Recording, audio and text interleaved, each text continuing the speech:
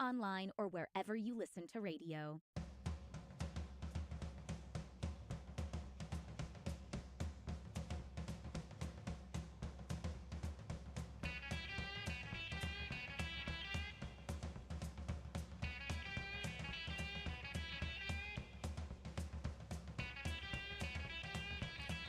Good morning and welcome into One on One, New York's longest running sports call-in show. My name is Brendan Shorey, and I am joined today by Tucker Austin and Kurt Sippel. We got Griffin Stevenson behind the board and Joe Henry on video today. Man, we are excited to be here this morning. The 2024 Dodgers this week on One, or if you're listening on the radio, you're going to hear us tonight. Before we even look at what we're going to talk about during the show, Tucker, Kurt, how you guys doing today? I'm doing pretty well. I mean, I had kind of a long week and a long night last night watching the NBA Finals and watching CWS. But other than that, I'm pretty excited to be here today. Always love being on One, and we get to talk about hockey later, so I'm pretty excited. Kurt? I mean, I'm excited to talk about hockey, too, and that's not normally something that you'd hear from me. Yeah. I'm very tired. Known puck enjoyer, Kurt Sippel. Biggest hockey fan. Shout out to Van Wyck for getting me home 45 minutes later than I needed to be. Sat in bumper-to-bumper traffic at 12:30 last night, just waiting for it to end. It's like this little, like, Is not even a mile that the way home stretch. from the Mets? Yeah. Okay. It's not even like a mile stretch. It's like this tiny stretch of road where they close down 2 lanes to make it one, and you have trucks and everything else with you. So everyone's trying to outmaneuver everyone else, but you're sitting there forever. Could have got off at the other exit. Didn't think about it. Wasn't paying attention. I was really tired at the time. I mean, at least you don't have to deal with the George Washington Bridge. Tucker, I'll be very honest. Go on the Van Wyck anywhere, anytime. Anytime. I'll give you any time going home from here forever. It takes forever. I do it every longer. single day when I come to school. Commuter student coming to school, going off the Van Wyck. There's at least 30 minutes of traffic on it all the time. I'm not gonna push your buttons there anymore, because it's constant. I only drive home and I drive out to the city like occasionally, like when I need to be here for One or for Yankee beats. Like, you're constantly doing that drive, so I'm not gonna. It's a different. Not gonna fight you on It's that. a different level of hell that should not have existed. It should not be existent. But the George Washington Bridge is the most traveled bridge in the United States on a day-to-day basis. Congratulations for New Jersey. Yeah. Shout out New Jersey. Shout out New Jersey. I would not do that any other time. Shout out New Jersey for loading up the George Washington Bridge every day. I'm going to act like I know exactly what y'all are talking about. As the Texas native who does not drive around here, I feel you guys. They don't have traffic in Texas. They just we go do. 150 miles an hour. We no, still I have feel like they traffic. do have traffic. School We still have zones. traffic. It just moves at race speeds. Yeah. Yeah. Like the New Jersey Super Speedway. Well, we have traffic. How often are you in traffic? Wait, in the Texas? only time there's like Austin, Texas, only time there's traffic is when F1 is there at COTA. Then it's bad. For the record, actually, Griffin just pinged me in the ear. He goes, "Isn't Houston the number 1 traffic place?" I actually don't know. Houston, but I would it's not a be huge shocked. metro. I would not be shocked. But to answer your question, Kurt, how often am I in traffic? In high school, coming home from school, I had to take the highway. I had to take the tollway to get home from school. The tollway? The tollway. That's what. Is that a highway with tolls? Dallas North Tollway. Yeah. That's what wow, they call it. That's cool. I like that. They call it down in Texas. I like that. I like that term. It's a little that's different. That's the one because it's Dallas North Tollway, so we call it the tollway. Mm-hmm. Because not every highway we have is one you have to pay for. Yeah. Couldn't Must be relate. nice. I knew that one would hit home. But every day on the way home from school, I would have soccer practice after school, and I'd have to sit in traffic. And so a drive that would normally take 20 minutes would end up taking 45 to 50. Sounds about right. Which isn't, like, that's decent traffic. It's not bad. Yeah. It's. I mean, yeah, it's not terrible. There's sometimes where I can leave Fordham, and it's like a drive that could take 40 minutes without traffic, or like even like 35 could take hour 45, 2 hours. While we're talking about traffic, I should bring up L.A. because they're probably the number one traffic. One of my roommates is there right now. He's there for a PSG friendly because PSG is his favorite team, and they just won the treble. So Shout out my roommate Jake. But he is in LA, and he told me he's at a hotel. It's like 11 minutes away, or 11 miles away from something.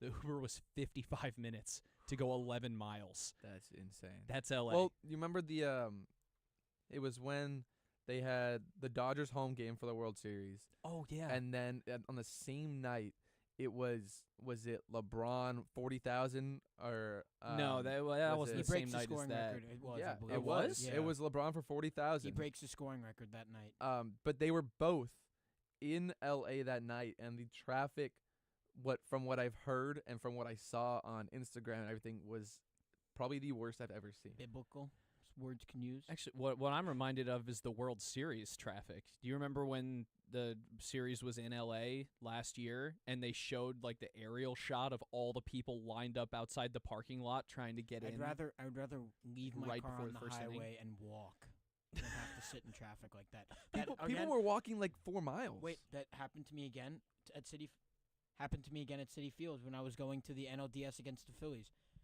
I got there early, and I got there in the 5th inning trying to get to a parking lot. Like into the parking lot. Oh, trying to wow. get to a parking lot. Okay, got there how in the how 5th early inning. did you get there though? We were like an hour early. We were an hour early, and the traffic was that bad. The parking lots were already full. Hmm. I could not. It was never that bad after that because they actually like fixed it. I was livid. I was so mad. Gets there an hour early and misses the first 4 innings. Of the Oh game my God, I that's was actually so- that's but- atrocious. of a playoff game. I will say that the Mets like dominated right when I got there. They won that game. Okay, so the which game was didn't really- start until you got there. No, in it started. In reality, there was 2 home runs No, before I got there. but the game didn't really By the start good gu- until by you the got good there, guys? though. They were by the good guys. Oh, They were waiting for me to get there. Mm. I know that. They were trying to hold back. They didn't Yeah, want to they were. score too many runs They without were. you in the building. They knew. They were actually keeping track. They had sensors on every door, and whenever Kurt Sippel walked in the Dude, stadium, facial recognition. that was when they got the They go ahead to knew. start hitting. They knew. Well, let's take a look at what we're going to talk about today. Very fun show for you guys. We start local, looking at the boys from the Bronx. Tucker, those are your guys. Yankees are playing their rival Red Sox. Shout out Joe in the back in Boston right now. We'll stay in the boroughs of New York City, but move south to Queens, where the Mets are on the second series of their homestand. Kurt was at that game yesterday. I was at that game on Thursday for WFUV. Currently playing against the Rays in Queens. We're tired of talking about the New York baseball teams. We'll zoom out. We'll take a bigger look at kind of some storylines from around the MLB, the Red Hot Tigers, the struggling Phillies. And then when we're finally done talking about baseball, we'll move over to one of the leagues that is still currently going on, still in the playoffs, the NBA. We'll look at the recently eliminated New York Knicks, along with their head coaching search and potential roster moves this offseason. A lot to happen there, a lot of coaches that they have been denied from interviewing, and we'll break that down for you guys. After that, we have an interview. I'm not going to give you a clue to who. You got to listen to see who it is. Finally, we wrap up basketball, looking at the NBA Finals, which the Thunder just tied up 2-2 in the series last night. After that, another interview, famous NFL quarterback, and that is all I'm going to give you. Again, stay tuned to see who that is. Tom Brady. Boy, I wonder who these guys are. Big mysteries here. Big mysteries. Last but not least, the last sports segment we have is, of course, the other sport that's still in the playoffs. Tucker already alluded to it, the NHL. We'll take a look at the Stanley Cup Finals, which is tied 2-2 now after a Leon Draisaitl overtime game winner on Thursday. That tied it. The Oilers took that one. Finally, our very last segment of the day, a draft between those of us that are on air. Yet again, I'm not going to tell you what we're drafting.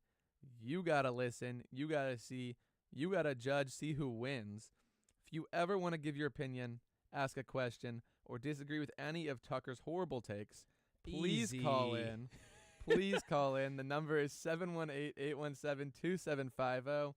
I repeat, 718-817-2750.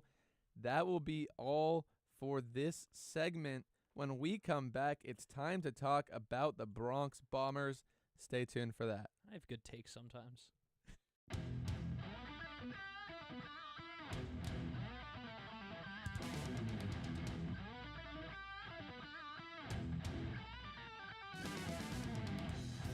What's up, everybody? It's Tucker Austin, one of WFUV Sports' New York Yankees beat reporters in 2025.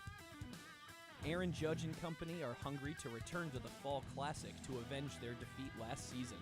Follow me on X at @Taustin_24 for live game updates, video recaps, and more as the Bronx Bombers chase their 28th World Series championship. WFUV Sports is your home for everything New York Yankees.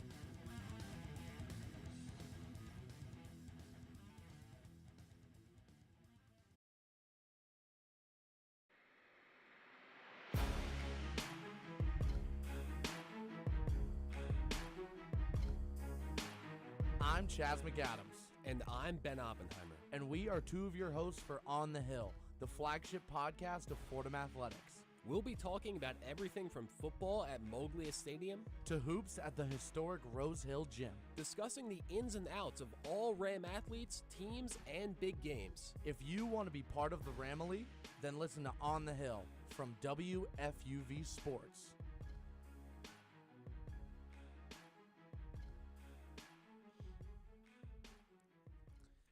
And welcome back into One-on-One. Brendan Shorey here, joined by Tucker Austin and Kurt Sippel.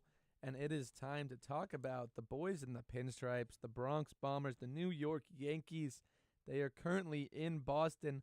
They lost last night 2-1 in 10 innings. Aaron Judge, who has looked like a superhero this season, made this a game with a game-tying home run in the 9th inning. Unfortunately, that wouldn't do it for the Yankees. The Red Sox take that one in the 10th inning, 2-1 the final score. The Red Sox won the series in New York last week, 2-1. They now lead the series in Boston 1-0. It seems as if they've had the amazing, if you want to call it amazing, the red-hot Yankees this year, kind of their number. And we'll get into that in a minute, but I guess my first kind of thing is Aaron Judge even human? No, absolutely not. The Baseball robot. He's an absolute animal. Like, Aaron Judge is just insane. He's batting close to 400 on the year. Easily, I think it's about 390 now, but he's easily leading the league in average. Home run count is up there as well. I will say, though, he struck out 3 times in this game before his 4th at-bat against Crochet when he finally got him. But boy, did he ever get him.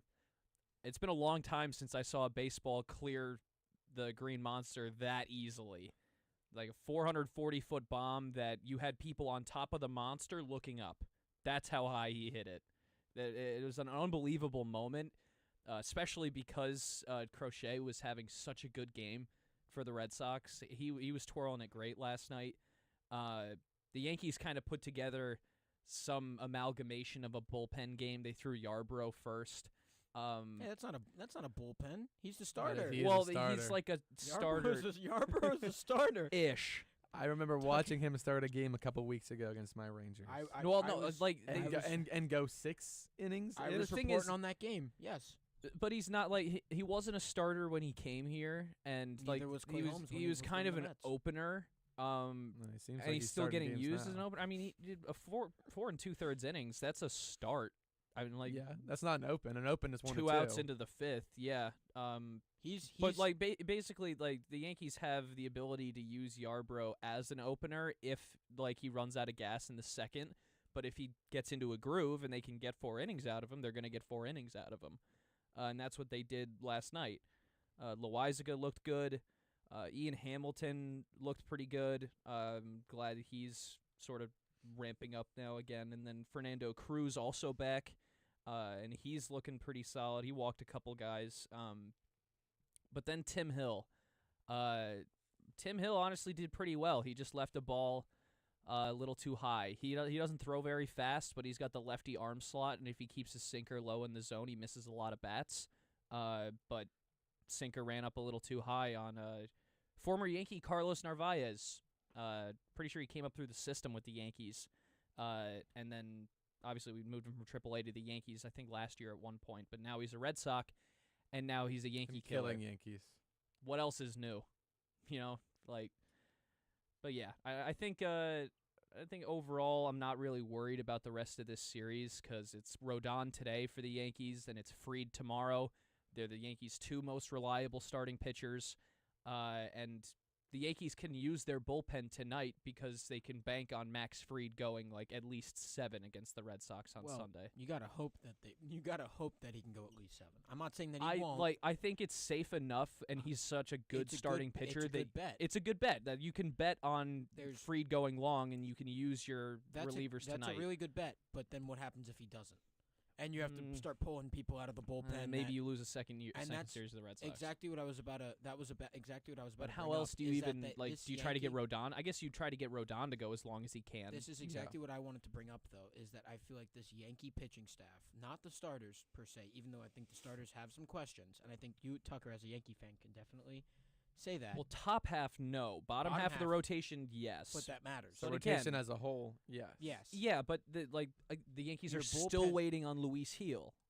I understand, but he's not there right now. I'm No. saying at the moment, and the bullpen, you can beat the AL. But I think at the moment, if you're playing teams in the National League that are up in the upper echelon of the National League, I'm a little more scared if I'm a Yankee fan than not. You don't think they have the offense to compete at all? No, though? they definitely have the offense to compete, but I don't think they have the bullpen that will substitute the offense for the defense. Offense for the pitching, sorry. I'm trying to look at the Yankees' record against National League teams this year. They dropped a series back in April to Arizona, but won a series against Pittsburgh and swept Milwaukee. Lost a series to San Francisco. Won a series against San Diego. They're 14-10 against National League teams. this Okay, season. so again, not like that's not incredible. They dropped a game to the Rockies. Dropped the game to the They did. Rockies. Lost They- 2 more recently to the Dodgers. two to the Dropped Dodgers. 1 to the Mets. And I think that the Mets now, when they play them in July, they'll be a lot more on than they were when they were playing the Yankees. but I think the Yankees are gonna come out for that series too. Oh, no, don't get me It's wrong, not like the it's- Yankees are gonna roll in. No, it's 4th like, of July in Citi playing Field. mid, It's not going to be like- like you can't. Yeah, My they might point- throw hands on the 4th of July. Honestly, But my point of that, my whole thing right now is just, I would be a little more concerned if I was a Yankee fan, seeing how this staff has been this year. Has been good because the AL hasn't been that awesome, but I think that the AL in general, there might be a little more as things start ramping up in competition. I think there's going to have to be some things. There's going to have to be some things thrown around at the deadline for the Yankees to start getting better. oh, I think another like maybe a rental starting pitcher could probably help them out because I mean between Will Warren and Clark Schmidt, I don't really want both of them in the rotation. I guess I lean towards Clark Schmidt a little bit, but Warren kind of like he has like a good start and then a mid start and then a good start again and kind of flip flops because he's young. Remember Carlos Carrasco? Remember when Cookie was going to be in this rotation? Yeah. Crazy. Yeah, absolutely not. Crazy. But yeah, once Heel comes back, it's Fried, Rodon, Heel, Schmidt, We're going to get back Marcus Stroman. and then Warren. No. Stroman's never pitching in the rotation ever again. He's not coming out of the bullpen for you guys. Well, then he's getting traded. For what? I don't need him in this rotation. Who wants him? I think Marcus Stroman might get traded for a bag of cookies in Boone's office, bro. Fine, that's better than nothing.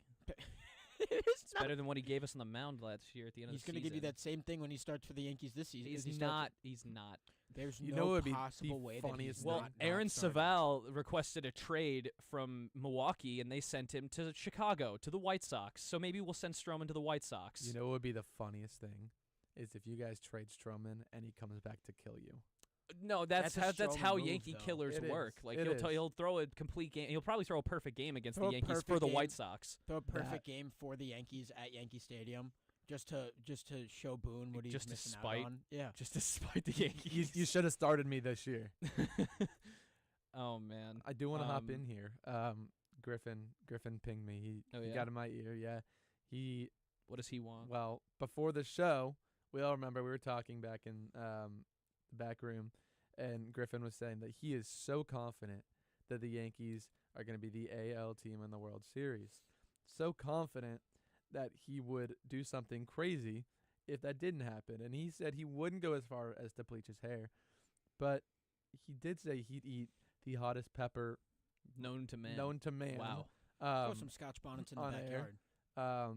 So something along those lines, whether it's the hottest pepper, whether it's the one chip challenge, he's giving me the thumbs up right now. Whoa. Ladies and He's gentlemen, confident. you heard it here. Griffin Stevenson, if the Yankees do not make the World Series, he will be doing one of those spice challenges on air. So as you On air. as you follow the Yankees this season, keep that in the back of your mind that there's a chance that you will get to see Griffin Stevenson on air eating one of the hottest peppers known to mankind. It's a non-zero He just said- chance. He just He said no milk allowed No in the milk. studio. It's a Whoa. non-zero chance, but let's reel ourselves into reality here. The Yankees are going to the World Series. No. There's They no don't- reason for they- them not but there's to. not like there's no guarantee button. There's There no is like no the guarantee. Yankees have to be here, guarantee. Like I'm gonna press the button. Actually, I think press the button. Kurt- You want to do it with him? Kurt, I think Yankees fans think there is a button. I think they think that Manfred just like pulls the puppet strings and goes, "Yankees have to be here now." It's just not how that works. No, buddy. Manfred hates baseball, so Yeah, Griffin I just don't put on think a he- Weren't Yankees you a hat in the back, Mariners by the fan way. 3 days ago? Hey, Tucker, he's put on a Yankees hat, Weren't by you a the way. Go Mariners ahead. fan 3 days ago, W. man? I don't get it. like I just don't really. As it stands right now, I don't really see a team in the American League that can give the Yankees I do. an actual Tigers? like problem. The Bingo. Tigers. The Tigers can take a game in the ALCS, maybe two. A game? Yeah, the Yankees are far. A game? Dude, oh my! The This Yankees is are my issue again far with and away better than the AL Central. I said it last week. The Rays would game. run the Central. A The game. Tampa Bay Rays would run the Central. There's If a they were in reason- that but there's a division, they reason would that be the in first Tigers are place. the top- Saying the team with the best record in the MLB right now would maybe take a game in a playoff series Is against it the a game Yankees or is two? insane. A game or two. Okay. Oh. so Actually, wait, however bad. many games Tariq So Tuck- Skubal pitches, because it would be pitching three, three. right? But And it would be Aaron on short Judge- rest. So the the third Yankees one could would be beat him. game 7. Exactly. The Aaron Yankees could Judge- win game 7. Aaron Judge isn't hitting once against Tarek Skubal. Yes, he is. In Aaron Octo- Judge is in Oc- back. In October? Aaron Judge, In October? like, Yeah, it's The one of Aaron those Judge Let's things. remember where we the are. Aaron The Judge Yan- the- robot no, gets replaced for Aaron Aaron Judge Judge. in October. Aaron Judge is exactly like the Padres, where That's not a good thing. basic. I know. Go ahead. Believe me, I know it's not a good thing. I've been witnessing Aaron Judge struggling in the postseason for the past 3 or 4 years now, except 2023. He did in 2023 too. No, they didn't go to the playoffs. That's a struggle. Right. That's a struggle. That's Still not a a struggle. You struggle. can't struggle in the playoffs if you don't go. No, he's just struggling in general. Yeah. He didn't. Uh, He played fine. team didn't make the playoffs. Didn't make the playoffs. That's Yeah, because the rest of the team was mid. They had an awful start. Well, carry on. But regardless, where was I? Judge is the Padres. Basically, Judge is not like. I mean, we can't say he's going to perform in the playoffs until he does. It's the same thing with the Padres. It's hasn't always like, yet. is it the Padres' year? Finally, we don't know, because once they get to the playoffs, anything can happen.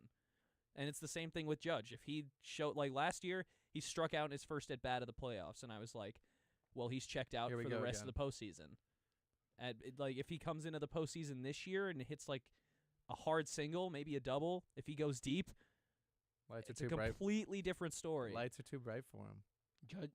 Judgy can't. Apparently, Jedi they have Judge been can't so do it. far. Judgy can't do it. Judge, you can't do it. I have a question for you, Tucker. If Judge like his entire career really does not perform in the playoffs, where is he in Yankee history? He's like one of the greatest what ifs in Yankee history. What at ifs? that What point. ifs? Yeah. Hold on, 62 home runs. Aaron Judge. Yeah, but might what be if he the did it in the greatest- playoffs? Aaron Judge might be the greatest player in MLB history when he retires. Just period. And he might be a what if? He might be the biggest what if in Yankees There's history. no way. How many rings could the Yankees have won if Aaron Judge was completely locked in during the playoffs his entire I, career? I actually cannot fathom this. that you're calling it 2017 a maybe what goes if. a little bit Does his number differently. get retired?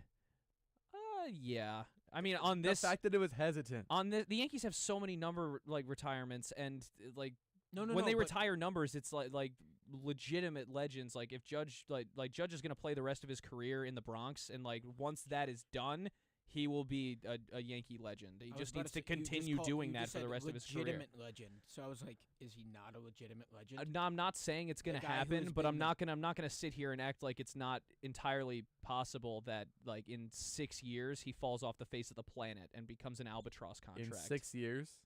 Yeah. So he still has 6 years of whatever he's doing right now. Maybe And- he has 3 years. But Maybe okay, he has 2. But if I there's don't know. but if there's no like, I'd they like to don't win- think he goes for the foreseeable future They and don't win- becomes like a no doubt, like while he's still playing, Hall of Famer. I mean, some people say he's like already a Hall of Famer, but that's debatable. He doesn't have a I ring. think he really he is. Doesn't have a ring. It Probably. ruins No, his case. He I doesn't think have a ring. That does not ruin his case. Yes, it Tucker. does. He's he's the best player in baseball at the moment. I don't know why I'm arguing this with you. I'm not even close to a Yankee fan. Aaron Judge, if he retires tomorrow, is probably a Hall of Famer. No. I don't know about tomorrow. Not tomorrow, but- 2 MVPs, no World Series, a bunch of home runs. The home run title. Yeah, the 62 in fake home run season. title because Barry I don't Bonds know, exists. man. Like, That's such a difficult because he's legitimately the best player in the MLB for the last how many? and then years you look now? at his postseason stats, 3? and he's been a liability for the maybe past even like more. 2 times they've Yeah. gone.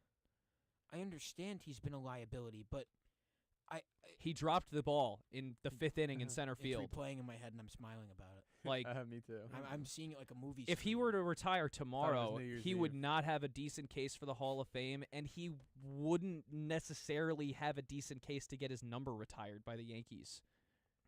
But if he keeps playing like this for the next few years, But he doesn't at perform in least the probably playoffs. 4 or 5 years, and performs in no, the no, playoffs. no. How many he doesn't times? perform in the playoffs?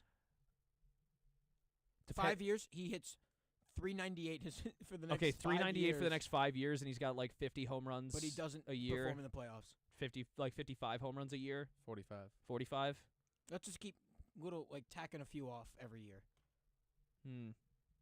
If he gets into the realm of 500, I'd consider it. But if they don't go if they don't win a World Series while he's a Yankee, I don't know how they can honestly They might- look at him and be like, we we're were talking retiring about your this number. pre-show. He might be Buffalo Bill. They might Buffalo Bills it. If where you're they the go ca- 4 straight if- and they don't win any. If you're the captain of Mhm. the Yankees and you don't win a World Series while simultaneously being an MVP caliber Wait, player, I don't hold on, think you hold on. necessarily deserve to have your number Can I retired. bring back up the fact you said in 2023 the Yankees missed the playoffs? Oh, but he played great, but the team around him sucked. Well, how well did he play? I don't know if he played incredible. Didn't Ohtani win MVP? Or who won MVP in the American League? I think it was Don Mattingly, is he a Yankee legend? Some would say. You I would say he's a first baseman. I love Don Mattingly. He didn't win a ring. Didn't win a ring. Went to the postseason once. I think once. Yeah, it was that last season. It was his first time in the postseason. He had an awesome home run. Is his number retired? The raise the roof home run. Is his number retired? Yes. Are you Yeah, he kidding was me? the captain of the Yankees for a while. He was. Or was he? Yeah. That would be a Bobby C question. I know. I'm like, I don't know. I've had a long week, man. So is Don Mattingly a legend? Yeah. So in With that only case, one playoff run? See, he had the full career of regular season. Like, Judge hasn't had Mattingly's full He doesn't career have yet. a full career in 4 seasons. I just don't see it yet. This is Out of like Judge. This is like the Yankee. He's this great. I this need a is ring. Yankee He's land is a great. crazy I world to be need in, a bro. ring. This dynamic is crazy because you got the Yankee fan arguing against Judge and the Mets fan arguing for Judge. Because I can't believe Yankee World. I need Yankee a- I World need is a ring. insane to me. I need a ring. You can't tell me that a guy can have a legendary performance his entire regular season. He might not be able to perform, and they might not win rings. But I just can't fathom the world where this guy isn't fully beloved by everybody. Oh, he is. I just need a ring. That's not being fully beloved then. If he How? was fully beloved, then it would be, he might not win a ring, but I still love this guy with my whole heart. I would buy all of his jerseys. Everything like if that. he bats 200 next year and then for the rest of his career, the Yankee fans will just throw him away entirely. Like if he really falls off the face of the planet I'm not and saying becomes he he's like the falls off. captain of the Yankees, but he's terrible. There's no reason for that to happen. I'm arguing as but in the event that it does, the Mets are would retiring ruin David Wright's everything. number this year. And I'm not going to say David Wright was a legend when he played, but he didn't play all that much. this is the dynamic I'm getting at right now, is that this guy has been so good for now for a while, and he might not win a ring. David Wright didn't win a ring with the Mets, but if this guy's an all-time Yankee, forever Yankee, you're not going to retire his number. You're not going to, and he doesn't win a ring. You're not going to tout him as a Yankee great if he doesn't win a ring. Like, that's insane. Don Mattingly was the only retired number that didn't win a World Series. Still, that means And it was still won. and it was a specific no, but that's Still because won. it was a particular case. What It was was a the very particular case? very specific case that like Mattingly just played such an important role on the team in that time. What is Aaron Judge? How important of a role do you think Aaron Judge plays? I'd say he's decently important. I think he's like. I think if Aaron Judge walked to the Giants a few years ago, Again, I think the Yankees would still be recovering from that. If he Yeah. continues to play like I mean now it is different because like he signed with the Yankees for the rest. This was the mindset when there was an idea that Judge might walk. he was going to walk, I don't know how. No, they he convinced him wasn't. to come back. No, he wasn't. I don't think He he's was ever never gonna walking. walk. If he walked to the Giants, That was propaganda. That was just propaganda to That would've make me been your Super lose Bowl. sleep during the Judge It would have sweepstakes. been over. I would have been so on cloud. I would still be on cloud 9. Judge is incredible.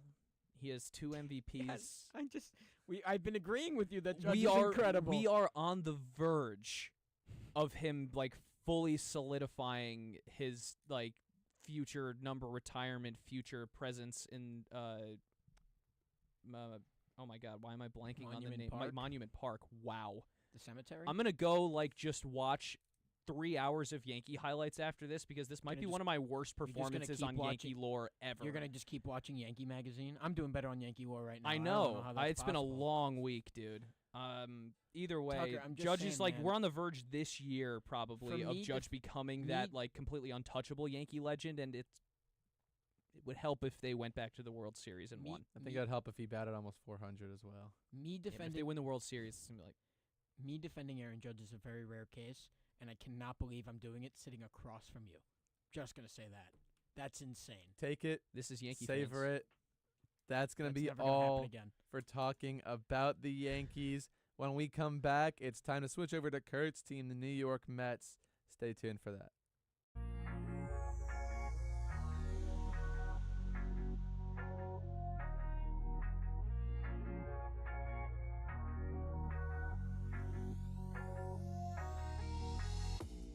What's up, everyone? It's Joe Henry, one of your New York Mets beat reporters for the 2025 MLB season. From Soto's slugging to Senga's strikeouts, I'll have you covered from Citi Field all year long. Follow me on X at JoeHenry_4 for exclusive interviews, game day insights, and live coverage of every play. So take a ride on the 7 train with me as the Mets continue their quest for World Series glory.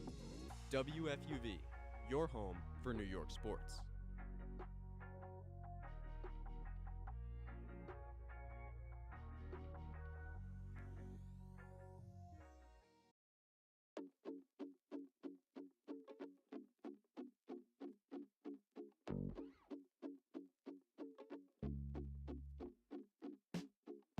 Hi, I'm Grace McCarran, and I'm one of your 2025 New York Mets beat reporters for WFUV Sports.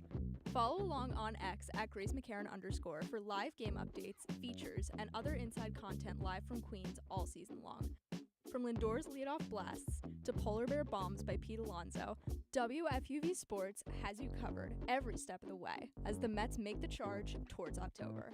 WFUV is your home for New York sports.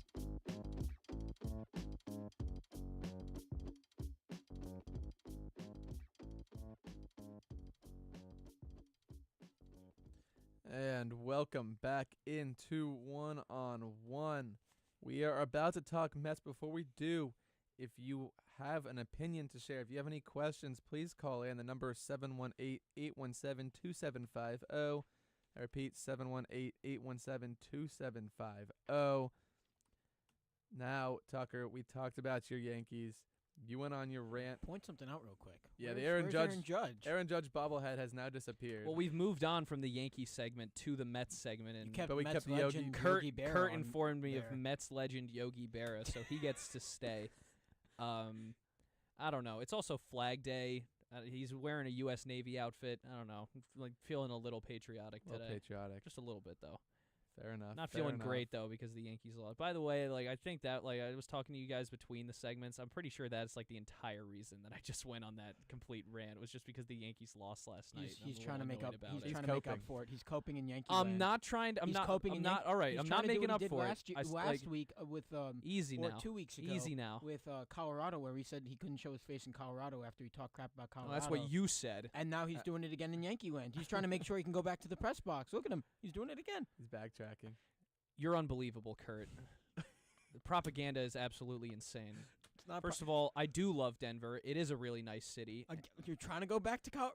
They're not welcoming you into Colorado. Denver's not coming at you Aaron right now. Judge You don't is have to defend great. yourself.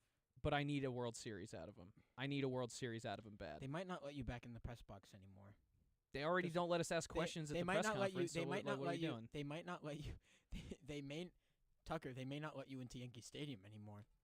You might have to sit and watch from the outside on a lawn chair. No, they'll let me in. I know Sure? a guy. You know a guy? Yeah. You know a guy that knows a guy? No, I know a guy. His last name Steinbrenner?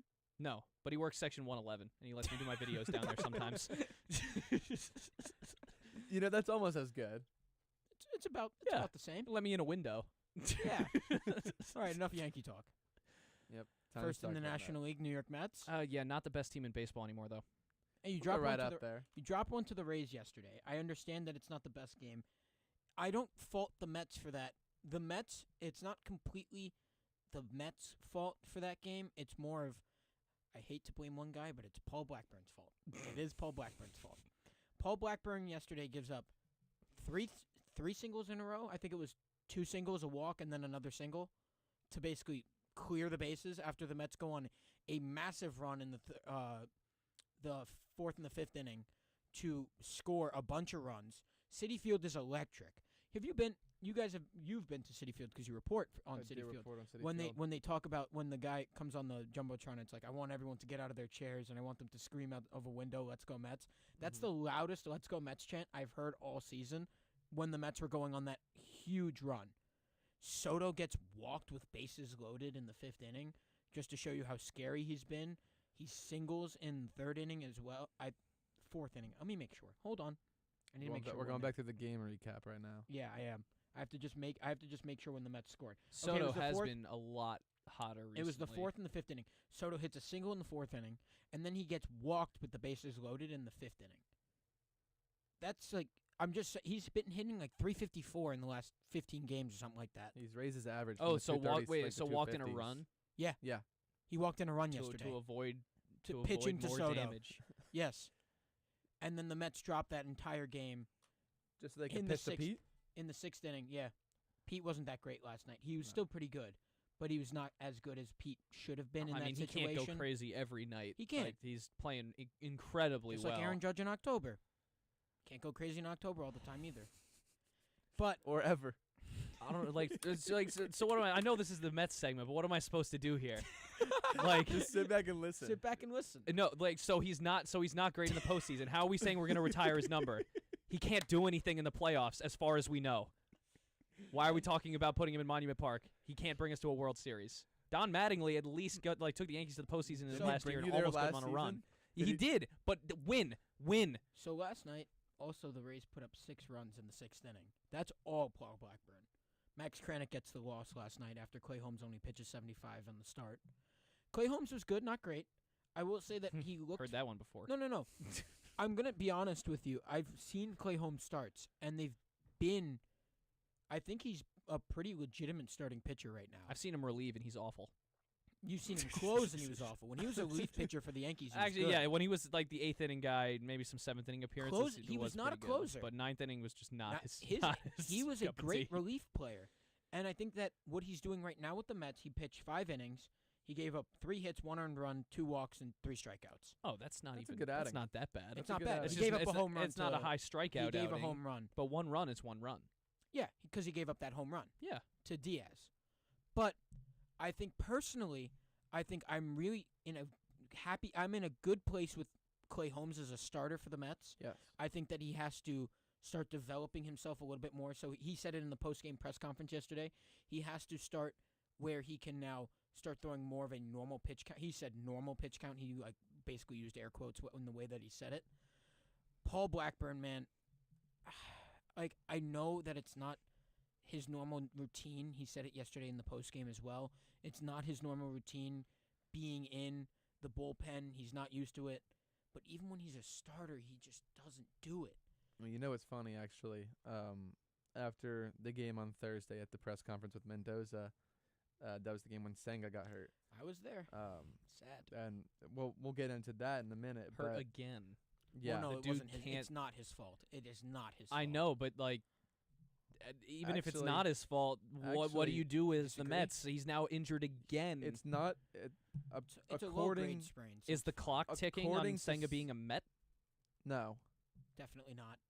We'll get into the injury in a second, but the I don't remember who it was. The reporter to my right, his question to Mendoza was concerning the Senga injury, and he asked if Blackburn was going to fill in and be that last He is. starter. He's the last starter for the Mets now. And Blackburn always gives me a heart attack every time he goes on the mound. I have trauma when he played against the A's, the first game that they traded for him for the A's, that he played against the A's and put up an absolute stinker against the A's. They lost that game sitting in the Coca-Cola corner with my cousins. Awful.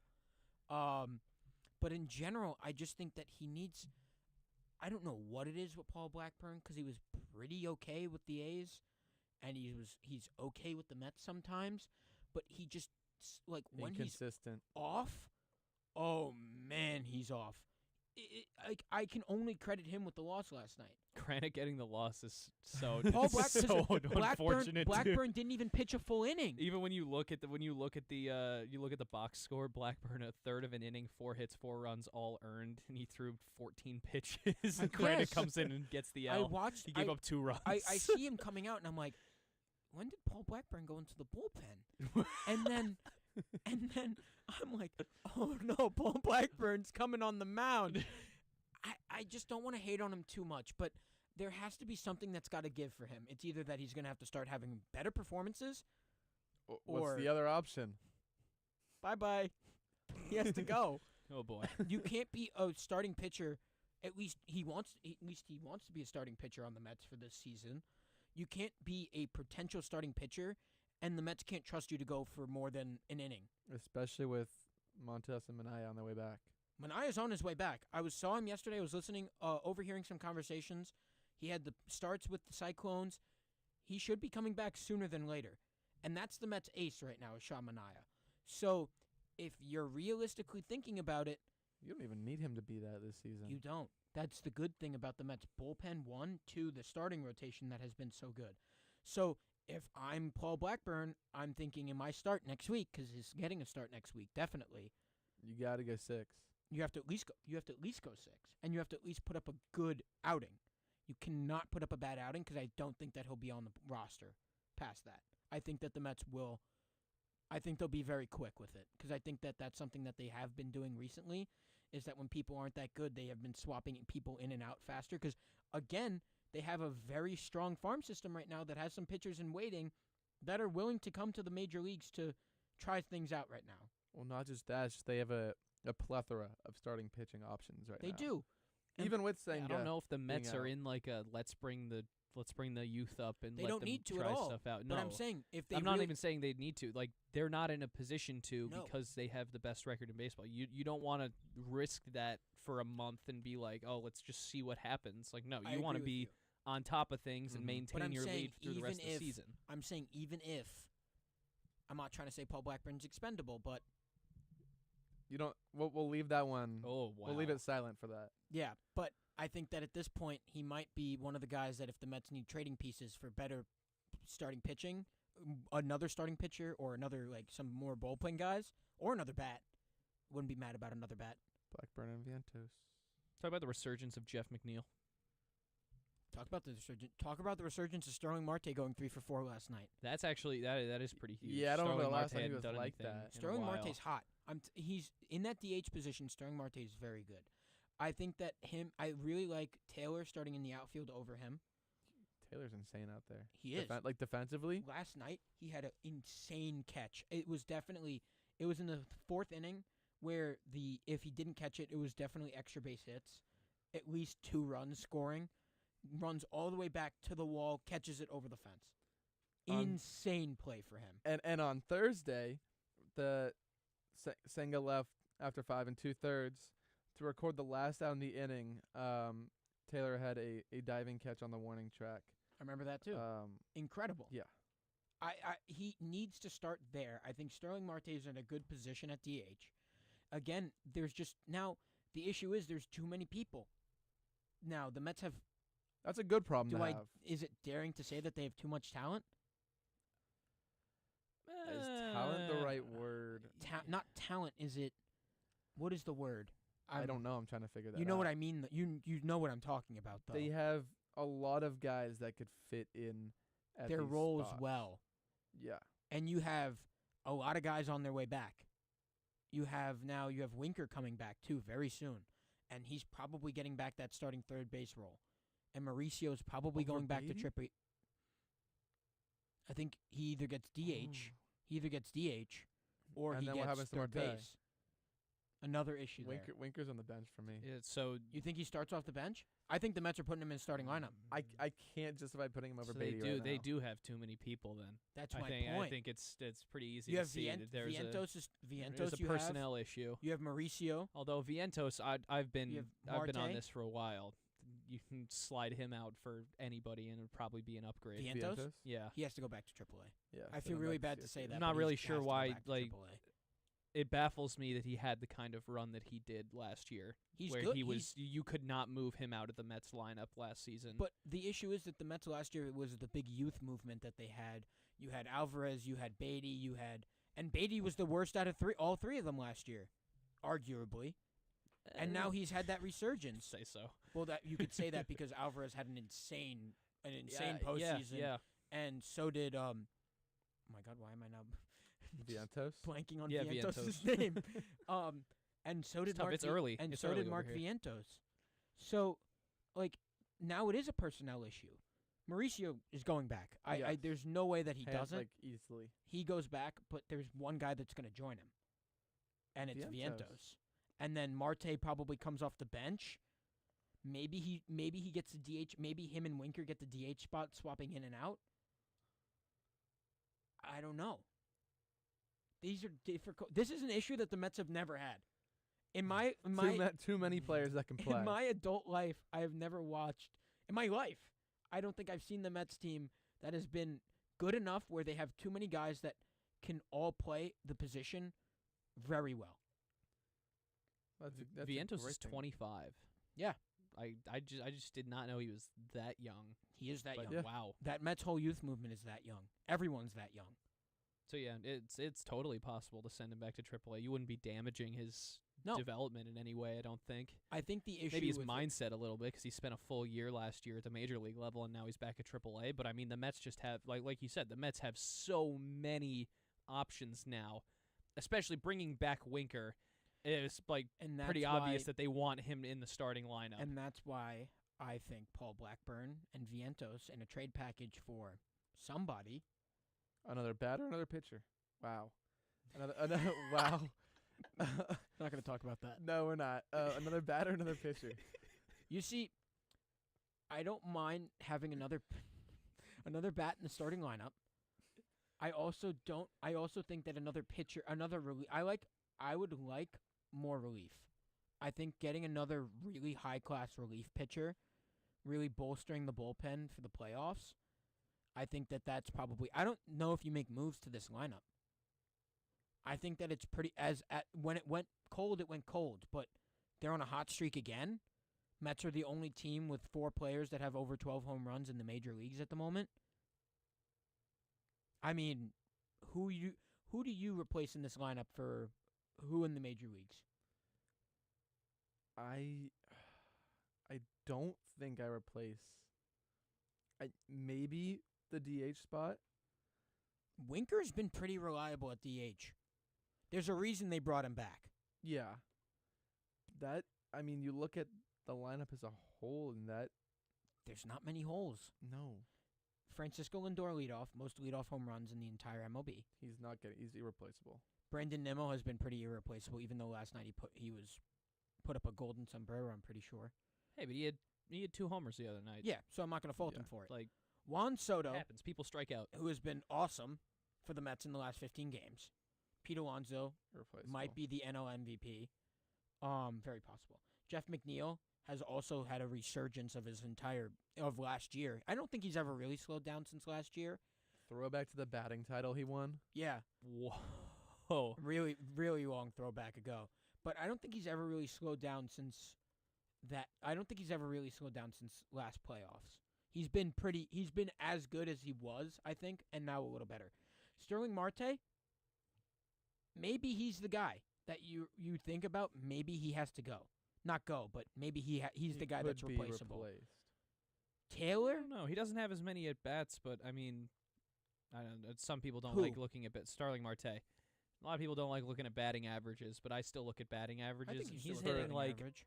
okay. It's like Juan Soto average. Actually, it's like currently Juan Soto's average. Marte's average is higher, But Soto's been What's so hot. what that is he's going Marte up. at? 254, Okay. which, like, again, isn't awful.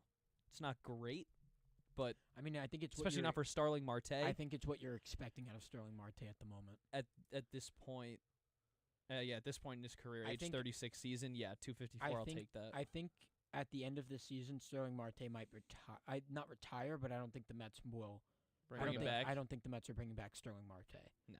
I think there's The definitely Marte better Parte guys. is over.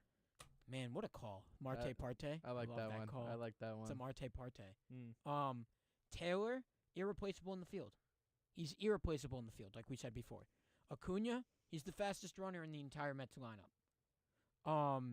Mauricio, back to AAA. I'm just reading last night's lineups. Yeah. Alvarez, you don't really ever send back catchers, and he's still a really great defensive catcher. His bat is just ice cold. I really don't want to drop him on my fantasy team because just like I know right when I drop him and someone else picks him up, It's going to pop off. instantly he's going back to last year's postseason and going insane. I'm just waiting to see what. I'm just waiting for something. No one is picking up Francisco Alvarez if you drop him, I promise. Joe, you never know, man.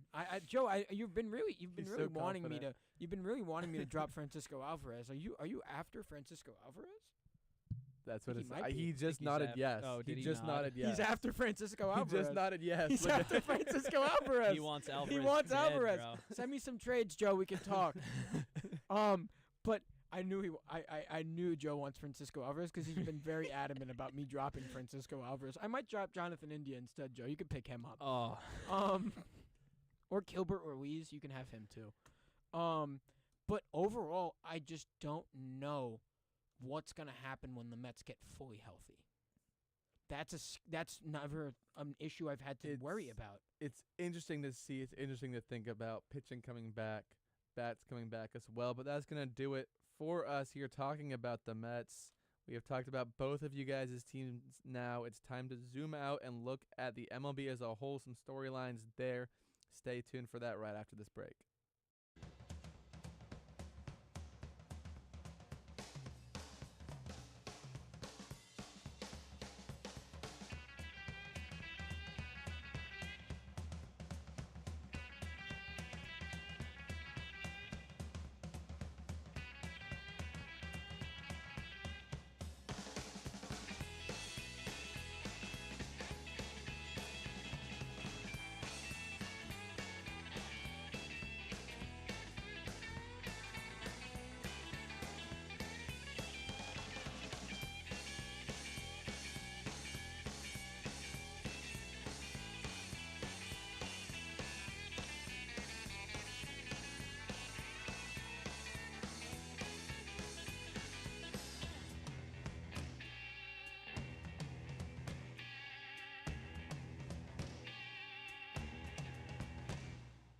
You're listening to WFUV, New York.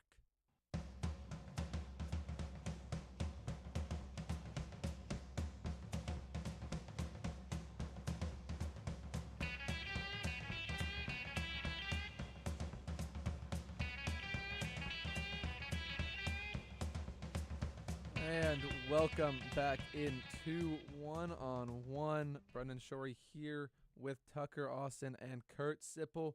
And it's time to take a look at the MLB as a whole. We've zoomed in on both the New York's teams, on the Yankees, on the Mets, and we've talked about them. But let's take a step back and look at some of the storylines across the league. And I want to start with, I know we've talked about it before on multiple shows, but the Tigers and their success this season and them being up there, them and the Mets being neck and neck for best record in baseball. And it's kind of a success that no one was really predicting Javi Baez from is this team. back. Javi Baez, he is back. And that's the thing. It's like we can all say Javi Baez is back, but we all remember the videos. We all remember the videos of him swinging at sliders in the dirt, 3 feet out the zone, almost out of the left-handed batter's box. Those were some of my favorite videos. I always felt bad They still for are. him, They but still are. They I didn't feel they're bad so for him. He was funny. the leader of the thumbs down Mets back in the day, man. And I remember when they traded for him. Played what? Do you remember what you 30, gave up? 30 games? Just I don't want to talk about it. okay. It was PCA, by the way. That's rough. It's fine. That's okay. That's an unfortunate decision. It's okay. The Mets are fine now. And then you just went and found like another Latin American there. middle infielder to I replace was there. Baez and Lindor I and was got rid there. of Baez. I was there when Baez hit the walk-off home run in his first game as a Met, man. Just electric. Don't want to keep reminiscing, though, but he's back. Well, he had a walk-off home run this year, I think, right? Or was it a walk-off home run? Yep. Yeah, Yep. walk-off home run for the Tigers this year. Yep. He's back. He might be back. He is That's back. one of the main reasons. Tigers are top of the Central, 9 games ahead of the Twins. Twins just keep falling away. So is the entire rest of the Central. That's what they do. One team rises to the top, and then everybody else just falls way away. The Guardians and Twins might battle it out, though, for second place in the Central. But the Tigers have a stranglehold on this division right now. And they only have a plus 94 run differential, but I was looking at all their scores lined up. I'm like looking at ESPN's page. Mm-hmm. There are so many games where they win and their opponent has like 1 run, 2 run. Their pitching is no unbelievable runs. this year. They Jack don't Flaherty give has up below runs. 1 ERA. Yeah. Like this team. Where have I been? I knew that he was good, but where has anyone been? well, I knew he was really good, but when did that happen? They play in the Central. That's not an Okay, excuse. we can't keep bringing that one up. Can't keep saying that. No, but like only Central fans watch Central baseball. I watch West Coast games sometimes. I watch mostly East Coast games. If it's Guardians Twins, I'm not turning it on. Okay, I'd but watch the it. Royals are fun to watch. Guardians are pretty fun. I always. hate the Royals. Why? I don't like them at all. I think it's from when the Yankees played them in the playoffs last year, but I just still don't like that The team. Guardians I think are Bobby always Witt's a fun. dirtbag. What? What? That What is Bobby insane. Witt do to you? He I did played nothing. against the Yankees in the playoffs last year. but Y'all then beat the 'em. Yankees won. So Y'all beat them. So what's wrong with him? I don't know. I watched him live at Yankee Stadium. I didn't think anyone really had much of a problem with him. I don't think it's a lot of Oh, people. I think no. it's just Tucker. I think I'm just Tucker's looking not for welcome. like the Tucker might not be welcomed Tucker- in Kansas just City. looking Tucker for is looking to teams- fight I'm people looking for today. teams to hate, man. At this point, I'm just looking for teams to hate. Tucker just wants to be. His sign's gonna just be up. I'm in the still entire United I'm States at still this so point. angry about the World Series that I'm just looking for teams to hate at Tuck- this point. Tucker's in a hate-watching mood right The now. Red Sox are beating the Yankees Understandable. over and over again. The Mets are the second best team in baseball. Like I am angry at baseball. And right what did now. Bobby Should be. Witt do to join those teams? Is good. Be awesome. Is Yeah, good and is he's on great. the Royals. Be a better shortstop than Royals- anyone you can dream of on the Yankees. Did he win a Gold Glove last year? Bobby Witt Jr. is miles better than Anthony Volpe. Don't even. It don't is. even, It don't is. even, It is don't even not try. even He has a good- close. he has a Don't good even bat. try. Don't even try. It is Anthony not Volpe- even He has close. a better Anthony bat Volpe than might not Volpe. be a major leaguer pretty soon.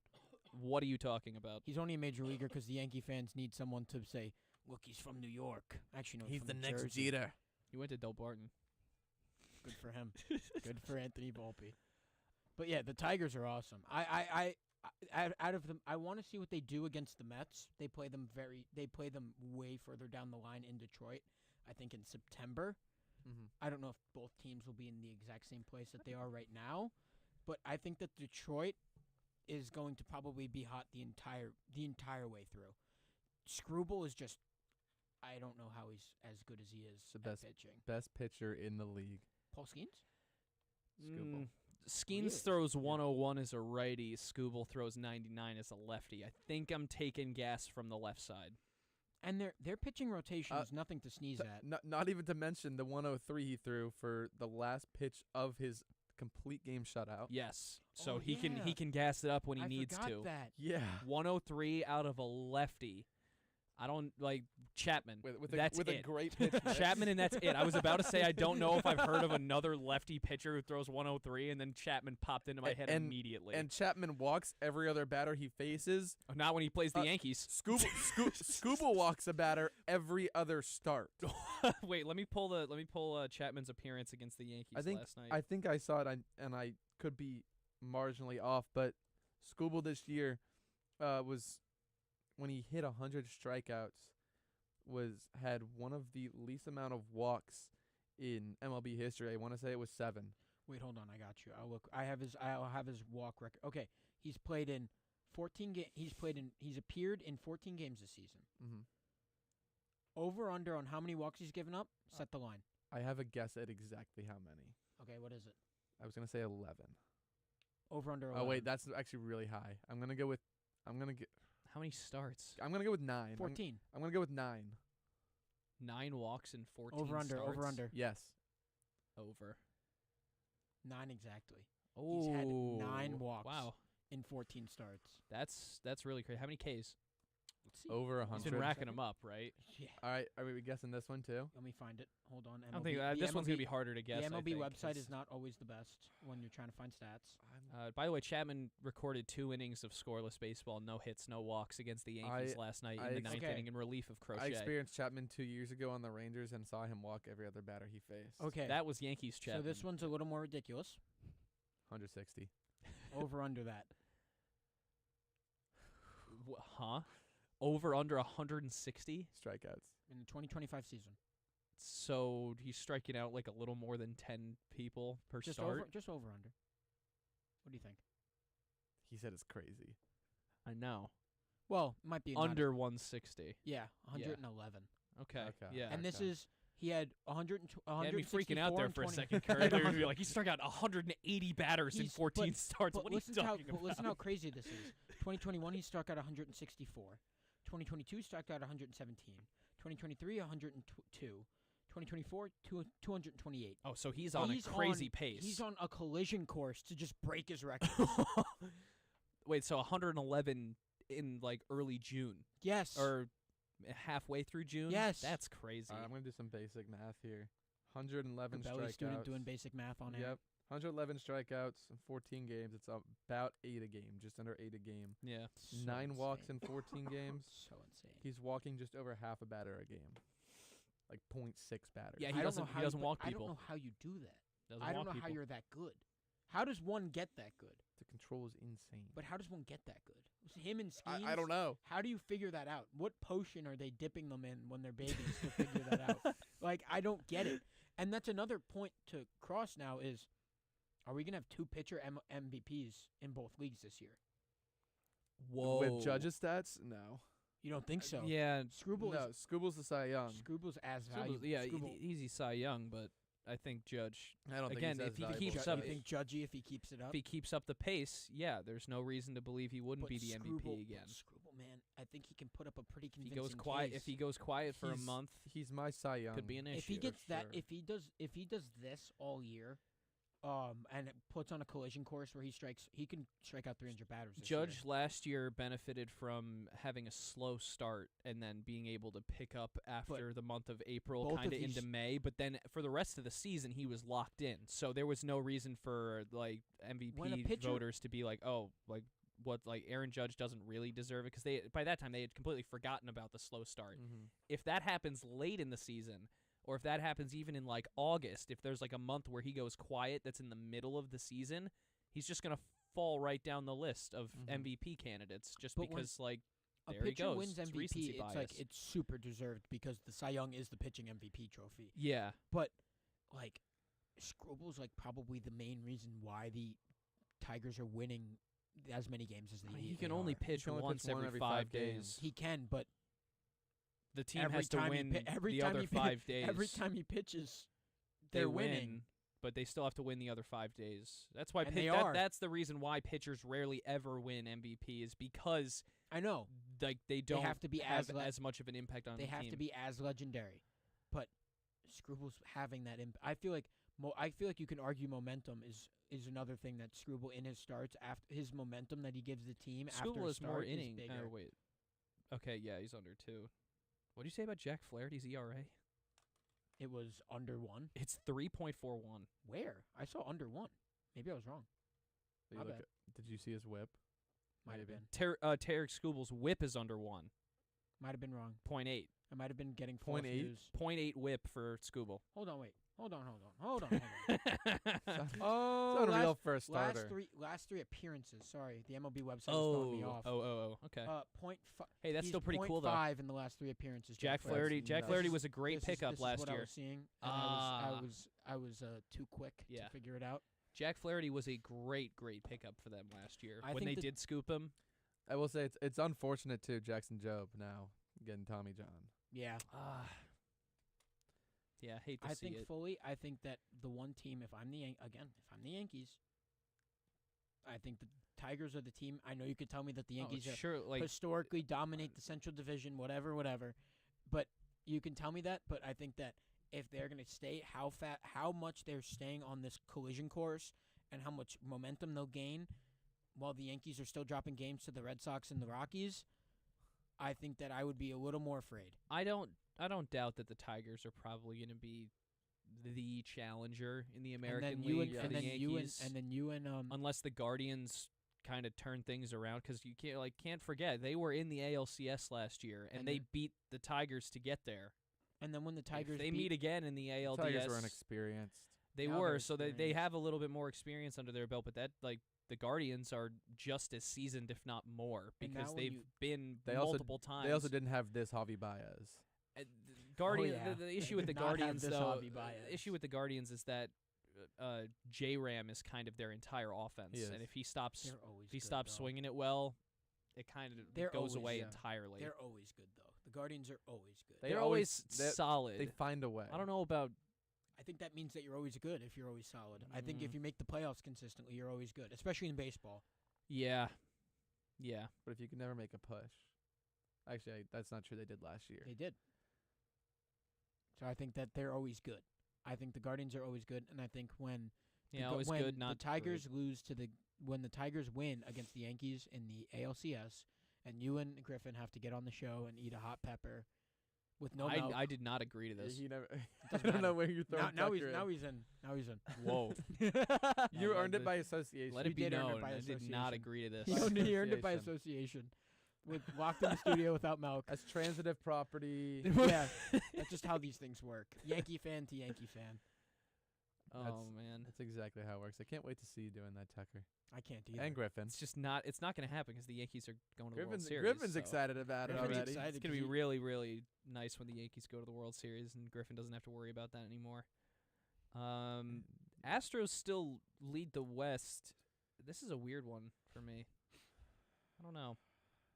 They are are they still hanging around? They always Are hang they around. still They always, competitive they as always find a way to hang they around. do? It's really weird. I think after this year that Astros core. Kyle is probably Tucker's going to gone. Alex Bregman is gone. be- I think that Astros. Carlos Correa's been gone, but they're still okay. Still find a I way. think that Astros core might get fully blown up after this year. If they Is do it not absolutely already nothing. fully blown Not up? The only complete- guy left is Jose Altuve. That's the reason he's not gone yet. well, he's not gonna leave.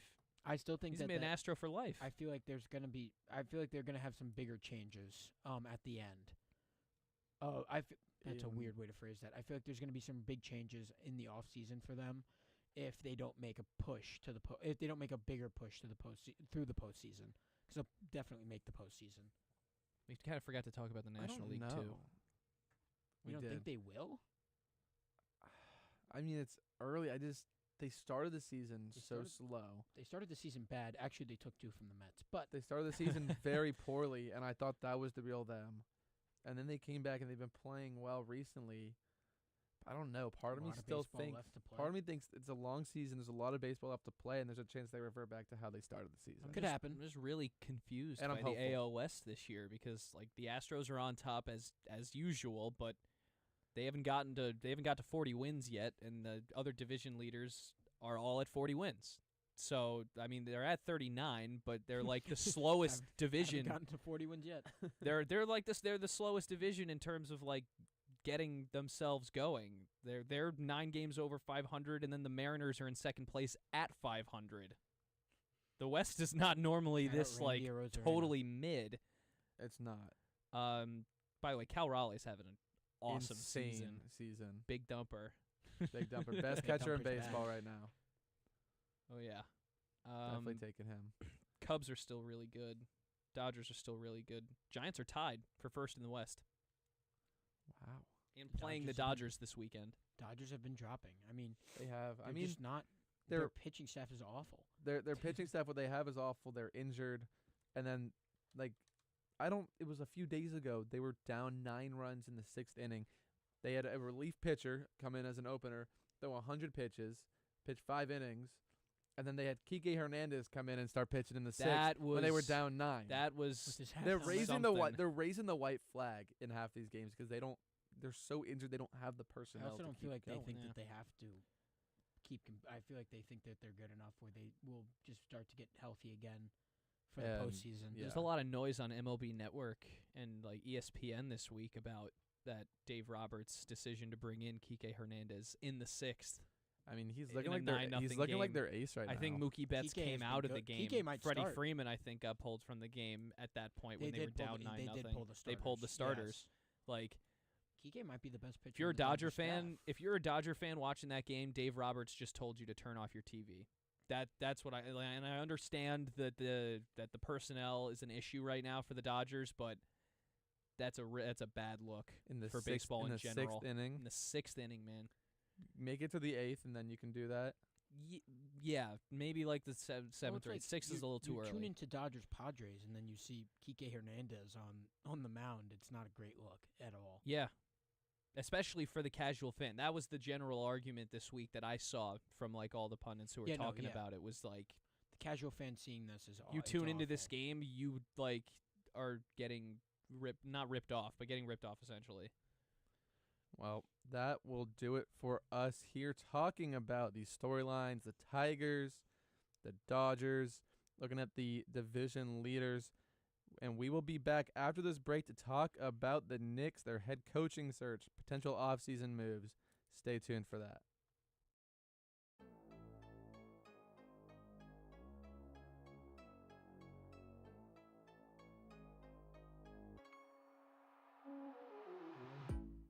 Hey, this is Chris Carino, Fordham and WFUV class of 1992.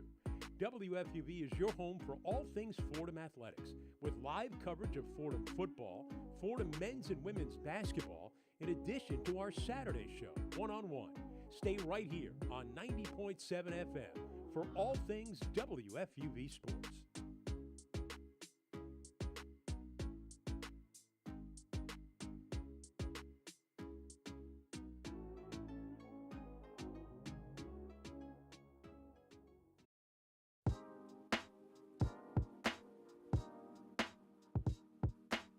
Hey sports fans, it's Bobby C. I'm the sports director here at WFUV. From live broadcasts of Fordham athletics to coverage of all the professional sports teams in the NYC, we've got everything a sports fan could ask for. Like talking sports? Check out One-on-One, New York's longest-running sports call-in show, as well as our diverse collection of podcasts. If you're a Fordham student interested in joining our program, feel free to shoot me an email, bobbyc@wfuv.org. And as always, thank you to all of our listeners who support us every week. 90.7 FM is the home of WFUV Sports.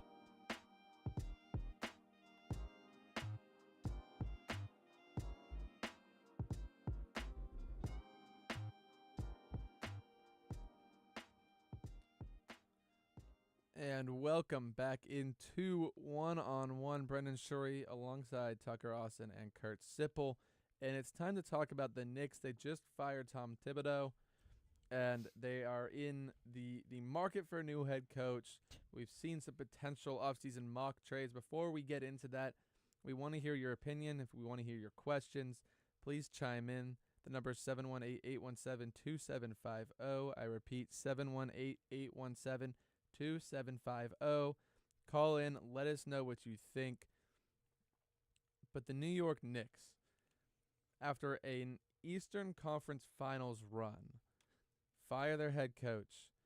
And usually you'd think when a team makes a run like that and fires their coach, they have some sort of plan in place for where they want to go. And I know Kurt is like jumping at the bit to get in on this.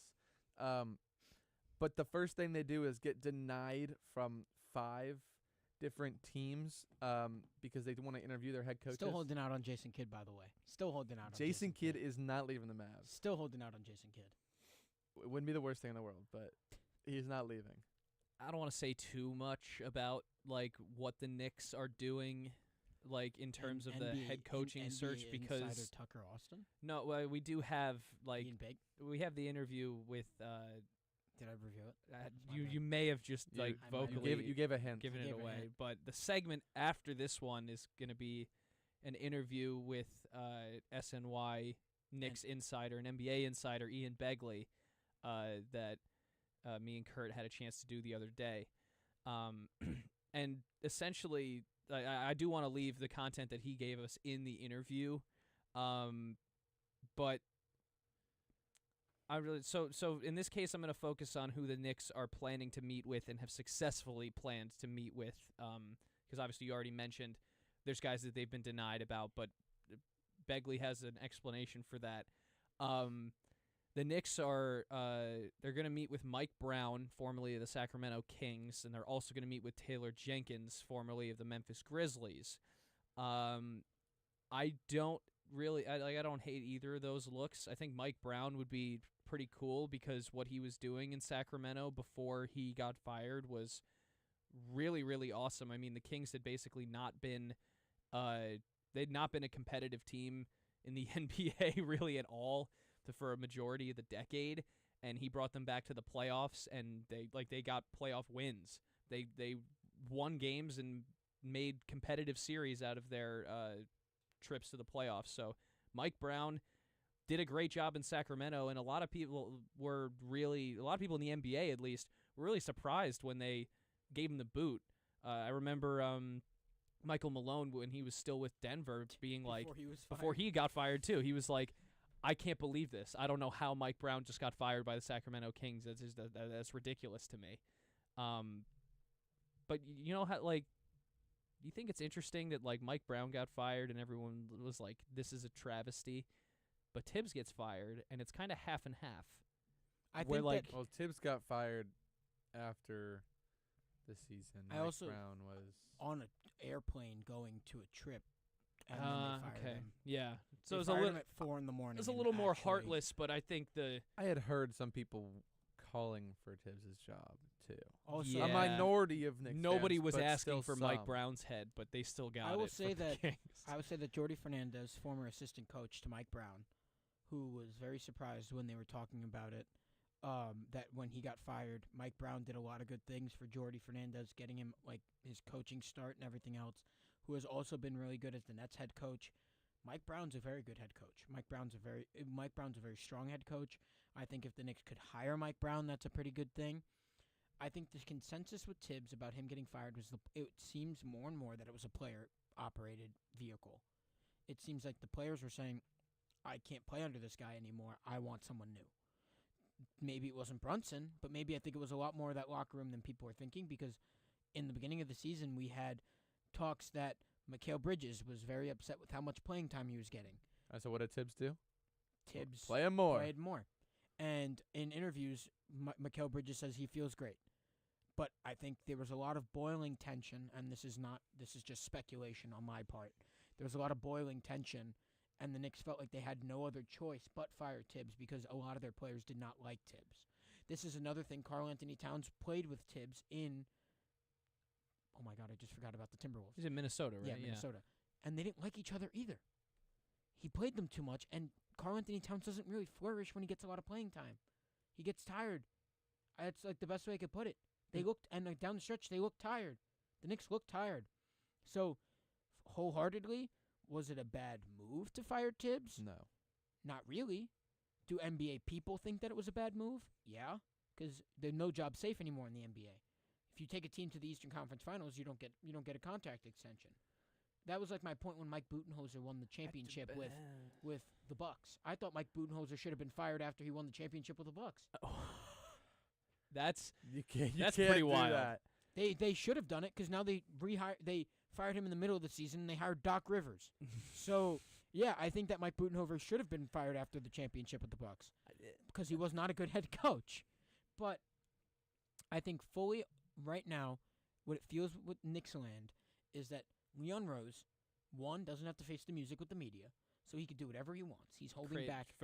I don't think we ever appreciate how ridiculous that actually is because this is New York. I think everyone. This is the city where the media has like the most pull and the most power possible when it comes to like speaking about the teams and affecting change within the teams by just putting pressure on. And meanwhile, the president of the Knicks is able to completely insulate himself from the largest media market in the United States. I think that everyone knows how ridiculous it is. I think that James Dolan is letting him do it. And I think that this is something that, again, is fostering more speculation around the Knicks. If you don't let your GM answer questions in front of the media because I think they're too afraid to see what he's going to say, because you can't really hide behind, we fired him because we thought we had to. Because I think what happened was they fired him because players wanted him gone. And if that's the answer that he gives to the media, Knicks fans are going to go and have their heads at Madison Square Garden. That's how I feel. I don't think that that's a ridiculous take. I think that that's entirely what happened. You think the Knicks fans are going to be pissed at the players if they fired Tibbs because the players didn't want him there? You go to your first Eastern Conference Finals appearance in 25 years, and mind you, Jalen Brunson also talked up Thibodeau at the end of the series. Yeah. So if it's other guys like secondary guys like, I don't want to call Cat a secondary, but he is in the eyes of Knicks fans with Jalen Brunson. You mean you don't want to call Cat a secondary? You refuse to call him a superstar. I do because he's not a superstar. That's insane. He's not.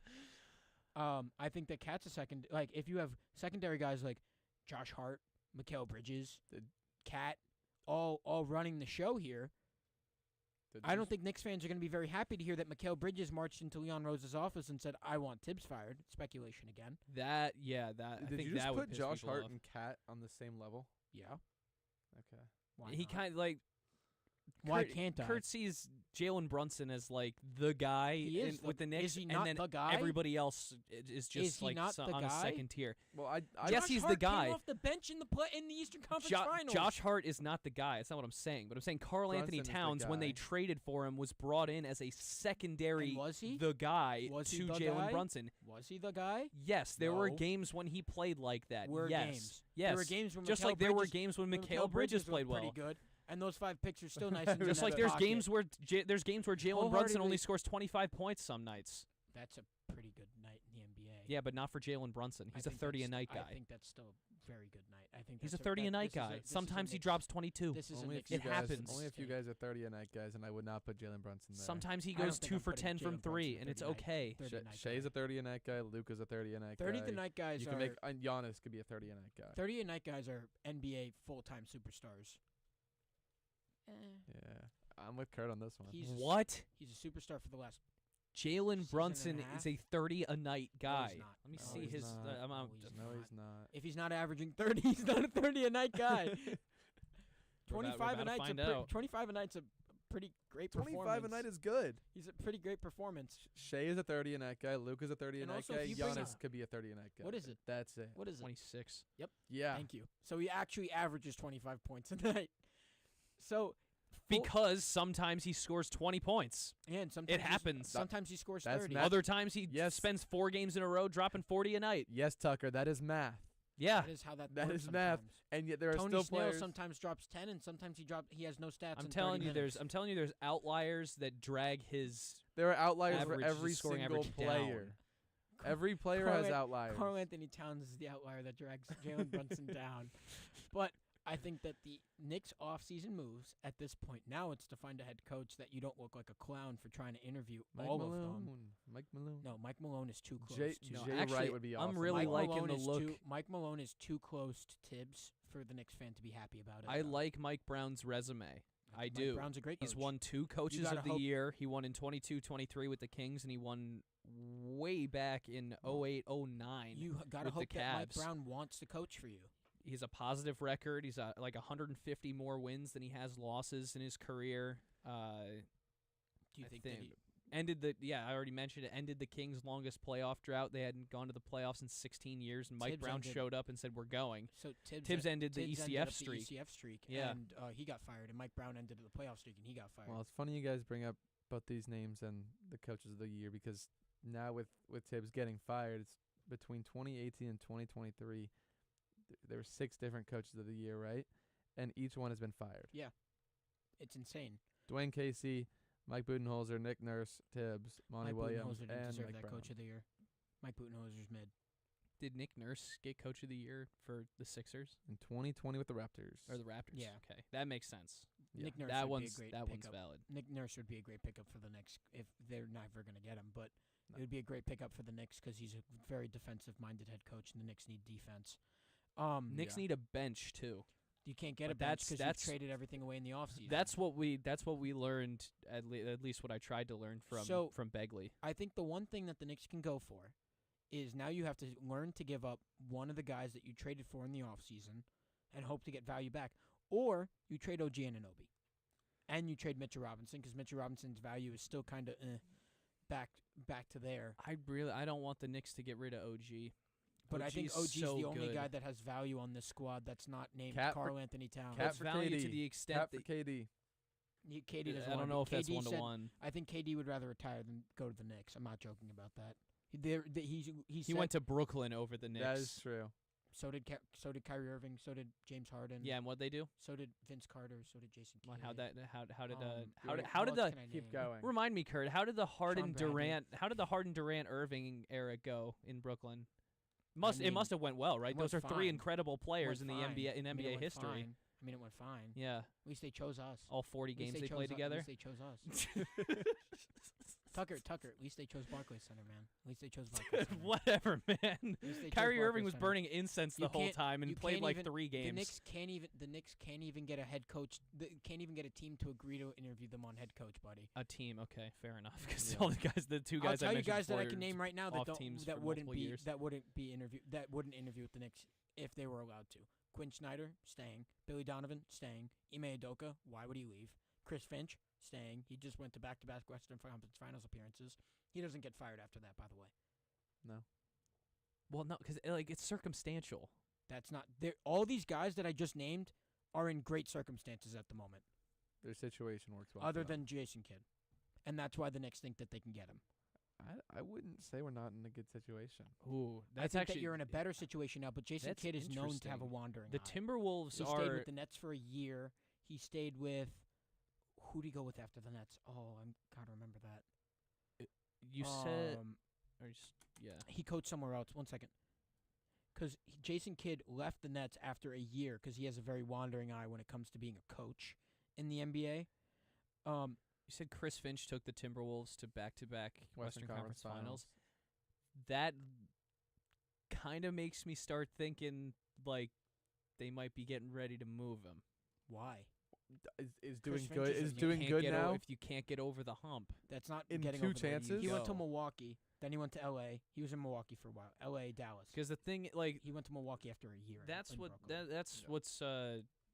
that's what's interesting about the Tibbs firing too. Is like, how do you not give the Knicks with Tibbs another season to go back to see if they can go back to the ECF? I think if that's he why that was didn't like go his to the fifth, NBA 'cause Finals. that was like his 5th chance to do it. That's why I think no. 'cause well, they I didn't think, go to the playoffs all of those I years. think that the Knicks. That wasn't necessarily his fault. They didn't No. have the players yet. True. It took him until this year finally to have Kat and Mikal Bridges on the team, and then- that was the first time that they And were then like everybody was gassed in the playoffs. ECF ready.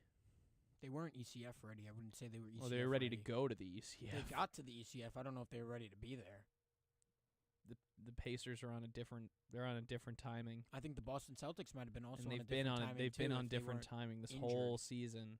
It's I know- really unbelievable watching don't what the know why Pacers are everyone able to do. doubted- We're talking like this is the Knicks segment, but we're still talking about the Pacers because They they just live live in Knicks fans' heads right rent free here. now. Right here, Right Tucker. here. Yeah, that's where they live now.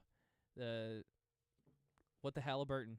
What the Halliburton? It's the what the Halliburton playoffs. That's why I kind of hope that the Pacers win, so that we can look back and be like imagine yourself Well, the thinking Knicks about didn't all the lose that finals winners bad. of all time. No. Imagine yourself trying to think of all the teams that have won the finals, and you're like, okay, like 2024 Celtics, 2025. Oh, what the Halliburton, and then like moving on through there. This is the what the Halliburton postseason. Yep. He And he's completely not- took he's over. not even He gonna had a win dagger he's against not the even gonna win Cavs. the Finals MVP. He had a dagger Spicy against the Pete. Knicks. This is a Dagger against the Thunder. This is a future conversation. He had a that last second layup against the Bucks too. The entire playoffs, he got his name all over To every close- single round. And the shot against the Cavs. To close this out, for me, Mike Brown is the head coach that I would be hiring if I was the New York Knicks. right and I right would now, yes. I would make Leon Rose talk to the media. Yeah, that too. Actually, I would make Mike Brown drag Leon Rose out of the president's office and what's gonna sit him happen. in front of the chair, or sit him in the They're chair. gonna tape him to And then the Mike chair. Brown's just gonna stand behind the chair with his like hand on the side of it. I think Jay Wright would be a really fun hire, He already said that he's not but coming not back. the He already right, said but not no. the right hire. I like Mike Malone. Keith but he is too Ergo. close. Yeah. You You can get Keith Ergo. He can run those Nah, football plays that he used to nah. run for Fordham. He'll run it. Little Nova. That's a Knicks Mhm. championship coming. Oh yeah. He knows how to win. That is unfortunately going to do it for us here in this segment, though. We talked about the Knicks, gave our picks for their head coach. After the break, an interview was kind of spoiled with Ian Begley. My bad. And on the other side of that, we will be back to talk about the NBA Finals, but stay tuned for the interview.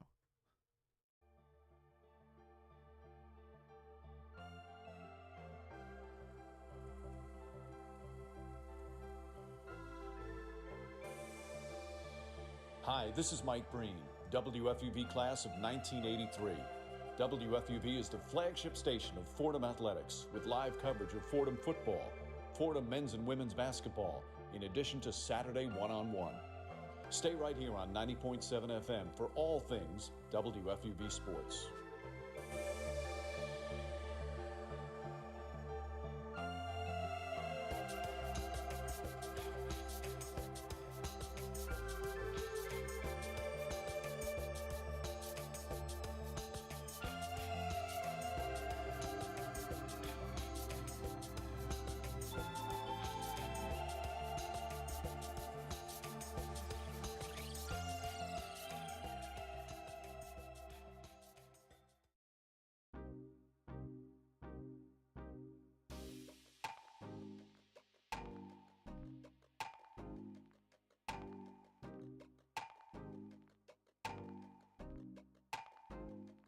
Hi, this is Michael Kay, WFUV class of 1982. WFUV is your home for all things Fordham athletics, with live coverage of Fordham football, Fordham men's and women's basketball, in addition to our Saturday show, One-on-One. Stay right here on 90.7 FM for all things WFUV sports.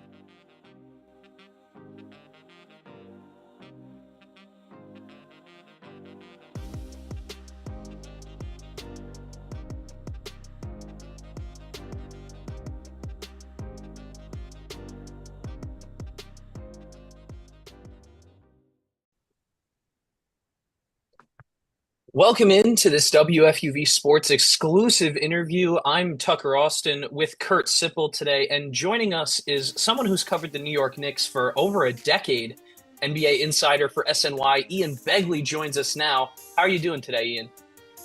I'm doing well. How are you guys? Doing pretty well ourselves. Now, getting right into it, Knicks fans, of course, know that the head coaching job is the primary focus of the offseason right now. But I was wondering if you could lend your thoughts on what the next biggest issue is that the Knicks must address before tip-off in the fall. Yeah, I mean, beyond that, Stay right here on 90.7 FM for all things WFUV sports.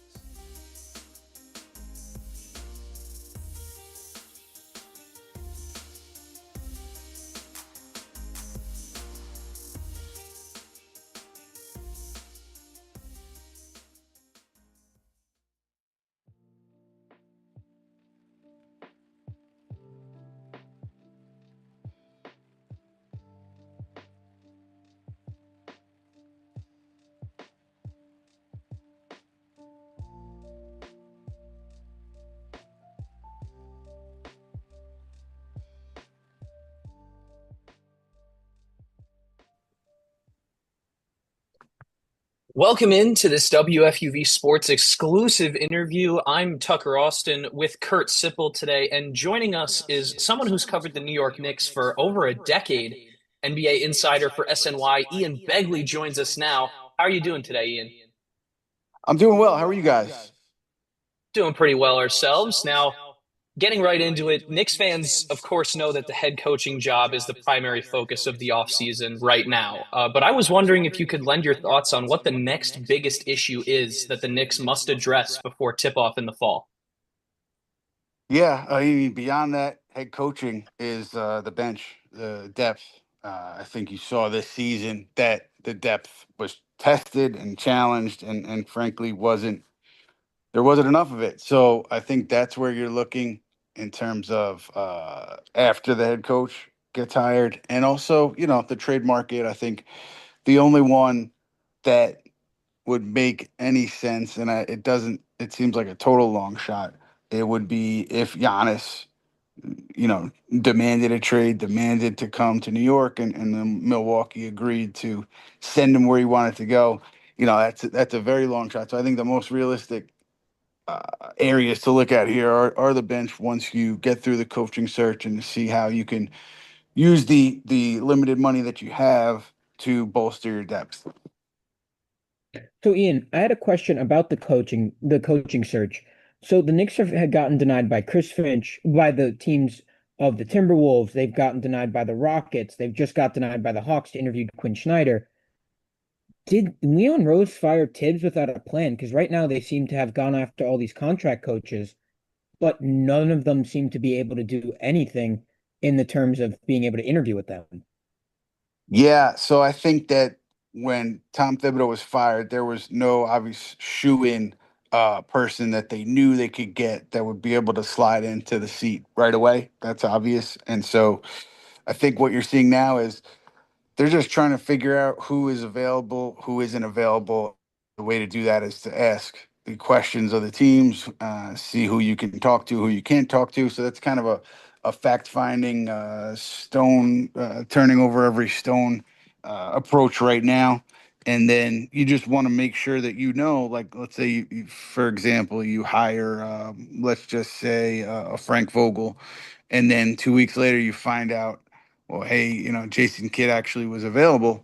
You don't want that situation where you kind of look back and you say, man, we should have known that X was possible. So I think that's what you're seeing now. So, I mean, you want to call it a plan, you want to call it not a plan. I think that's semantics, but I think this is the approach you're seeing right now with the Knicks. And so I'm going to ask another question that doesn't have something to do with coaching, but there's been rumors of another big splash in the offseason for the Knicks in terms of a big free agent or maybe a big trade. Last season, obviously, you had the Karl Anthony Towns trade that kind of changed the face of the team, but now this offseason, there's even more rumor mills. Giannis's name has been thrown around now, Giannis Antetokounmpo. Now Kevin Durant's name is in the mix as well. But with how the Knicks are constructed, it doesn't seem like they have much wiggle room to take on another large contract without moving players around. So do you see the Knicks going for a big splash again this offseason, a la the Cat trade, or do they try to quietly build depth like we were talking about before?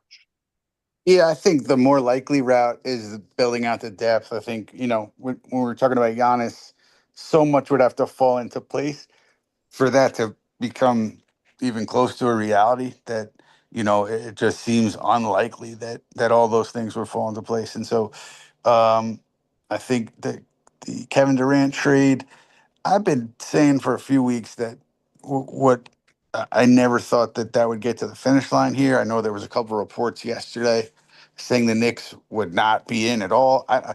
To me, that's a mistake because you have to at least kick the tires and understand what the market is for him before you make that kind of a decision. But I never thought that would get to the finish line. I'm still there on KD. But yeah, if you're going to make a big trade, one of these for a big salary player, it would have to be a Karl Towns or a combination of Mikal Bridges and other players, or OG Anunoby and other players to get that done. So I think, yeah, the most likely path is to hire a coach, keep the core intact and try to build out a little bit of depth where you were lacking this past season.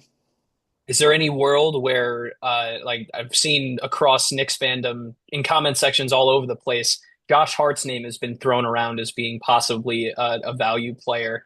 But me personally, I'm a Knicks fan, so I want Josh Hart to stay. I have his jersey. Um, is Josh Hart like legitimately on the trade block, do you think, or is he off limits? Um, I have not heard that he's on the trading block. I think that if anybody's going to be termed off limits on the roster, it'll be Jalen Brunson, and that's the list. So I don't think he's off limits, but I haven't heard anything concrete, definitive about Josh Hart being involved in trades. I'd be surprised because of the way they've valued him over the course of his Nick tenure. Um, the obvious chemistry and importance of the relationship with him and Jalen Brunson and his other teammates. So I would be surprised if they dangled him out there, unless it was to land like a clear upgrade, and those are hard trades to make. So yeah, I haven't heard anything concrete on him being dangled at all. Well, Ian, if you just want to go back to coaching really quick, if you were in the GM seat right now and you could pick your dream head coach, who would you get for the Knicks right now? Yeah, could I get a coach under contract? I think you can grab a coach under contract. I probably would. I mean, if we're talking any coach, I'm going Eric Spoelstra. But like obviously these guys are not available, as you're seeing with how this thing is playing out with the Knicks. So if you're talking about available coaches, Taylor Jenkins to me makes a lot of sense, because of the success he had in Memphis, and last year obviously it didn't go well, but he had assistants that were kind of forced upon him by ownership. It was a bad situation. I think his overall body of work in Memphis was very strong, so that makes sense to me. And assuming you can't pry anybody out from under their current contract, I'd probably focus there just to see if something could get done. Just quickly, do you see Michael Malone being in that conversation as well, or do you think that his coaching style might be a little too similar to what the Knicks have let go with Tibbs? Yeah, I haven't heard of him as a candidate, a strong candidate at least, and I don't know. I don't know the why. I'm not sure if it's coaching style. I'm not sure if it's something beyond that. I don't know, but I do know that he's not at the tippy top of the list for the Knicks. If there is a list, he's not near the top at this point. Well, one thing's for sure, the Knicks have a lot of work to do this offseason to try and pick up where they left off and continue the upward trend. But it's going to be a hard act to follow going to the ECF. Ideally, they'd have to go back to the ECF again for it not to be a regression. But really quickly before we wrap up here, Ian, I just wanted to talk a little bit about the NBA Finals because, NBA talk, we got to talk about the finals. Sure. The Pacers win a dogfight in Game 3 and take a 2-1 series lead going into Game 4, also in Indiana. Oklahoma City was the easy favorite going into this series, but in your eyes, is it now the Pacers' finals to lose? Look, whenever you're up 2-1 and you are the lower seeded team, you have to like where you are. And Indiana has shown you throughout the postseason that they take advantage of these scenarios. So I think logically, yeah, you'd have to call them a favorite. I don't think they're a strong favorite because I don't want Oklahoma City was kind of head and shoulders above so many teams in the league over the course of the regular season. I don't think you want to discount that at all, but the idea we're sitting here 2-1, next game's in Indianapolis. I think the Pacers, this is their series right now. They could really put it in a stranglehold, obviously, with a win when they go back to Gainbridge. But also, Ben Matherin, when he's going to give you a game like he gave you in Game 3, and he had one game, really strong game against the Knicks in that series that they won. To me, if he's giving you he's playing up to his capabilities, and he's playing up to his what he can do. And the Pacers are a different team. They're really tough to deal with, even when he's not playing well. So you have a good Ben Mathurin night, and it's just a different element for that team. And I think that's what you saw in Game 3. Mathurin really making his presence felt. Yeah, I heard Mike Breen say Mathurin magic and Mathurin madness at different points during that Game 3. Really ridiculous out of Benedict Mathurin, but I think that just about wraps us up here. Ian, thanks so much for the time. You got it, fellas. Anytime. Always happy to be with you. And that's NBA insider for SNY and Knicks reporter for over a decade, Ian Begley. We will be right back with more one-on-one after this.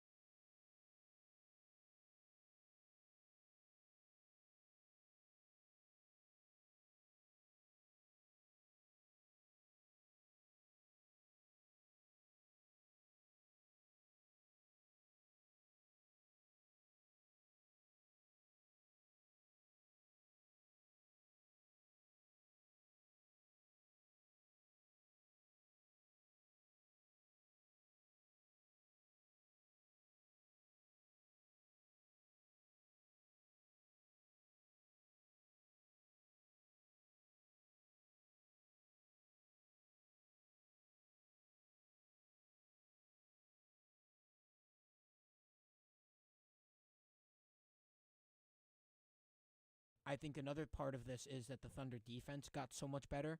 They started to switch off Halliburton and focus on guys like Nembhard and Nesmith, who have been not forgotten, but they're better defenders than Halliburton. Halliburton might be the weakest defender on the court when the Pacers play him. Yeah. So when you switch from Halliburton to those guys who now are hoping that they get the open shots, because Halliburton, it's the drive and kick, open lane, go up to the lane. Now that you're not guarding Halliburton, he might have a free shot that he might take, but Nesmith and Nembhard are not open. So now you have less guys to go for. And those guys are always the ones that you look for to hit the clutch three. Well, that's where you got to be more aggressive if you're Halliburton. And I've seen him get comparisons to Steve Nash back in his MVP season, except Steve Nash actually knew when to be aggressive and attack and score, and that's something that Halliburton, while he somewhat has it in his game, if he's able to add it and be more aggressive more often, it makes it so they can't really do that. I think he has it. He just like you said, I think he just needs to sort of unlock it more often and let himself go aggressive more often, because I mean, you saw that shot from Tyrese Halliburton against which one? Against SGA, the up and under. Yeah. Well, which one is crazy? So no, I understand it. But okay, we talking about that one. We talking about the Knicks series. We talking about Game 1. Oh well, against the all of those Cavs. shots, but I'm talking about the up and under against SGA last night. Just such a pretty play, and perfect too, because it curls the ball toward himself, gets SGA to jump, and it's he's inches away, and then never takes his eyes off the rim, goes right up. He's been playing. It's weird with Halliburton in the series. he didn't have a disappear. I wouldn't call last night a disappearance. I wouldn't say disappearance either. No, he had the second highest points on the team for the Pacers. Well, that's not always such a big thing that happens. But I think another thing is that the Pacers are the disappearing acts happen so often that they were used to it, but they haven't had that recently in the playoffs. I was about to say that T.J. McConnell, something about T.J. McConnell, but he had 8 points. You can't really ask him for any. No, you can't. I mean, he's like the more or less. But there were some moments where he would get inside and get a pretty decent look, and was just kind of missing short floaters. And this was a game where when the Pacers missed a shot, every time it was just shooting themselves in the foot, because they had such a big lead, and Oklahoma City would get a bucket, and then the Pacers would get a bucket, push back out in front. But then eventually in the fourth quarter, the bucket stopped, and they just started missing. They looked like the Thunder from the 2 games previous, and the roles were reversed this time. But, I mean, Siakam is continuing to be the de facto number 1 option for this Pacers team. He's always been the de facto number 1 Halliburton's option. not, when Halliburton doesn't have his takeover, essentially, to use 2K terms, Pascal Siakam is always the number 1. Man, I don't know why Siakam got so much disrespect the entire time before this. I understand that he might have been. He's forgettable. Is he? Yeah. I don't think Pascal Siakam's forgettable. When you think about the Toronto I Raptors really like championship Pascal team, who do you Siakam. think about? Ooh, I made Yep. a really big mistake here. Hold on. Then after that, who do you think Van about? Vliet. Yep. After that, Kyle Lowry. Lowry. I don't know, man. No, because I also he's forgettable, and that's not necessarily a bad It's not a bad thing. It means he plays his role really well, because you barely even notice that he's there, but he's the most impactful player on this Pacers team. You or one of the more impactful players on that Raptors team. Just kind of forget that he's doing what he does.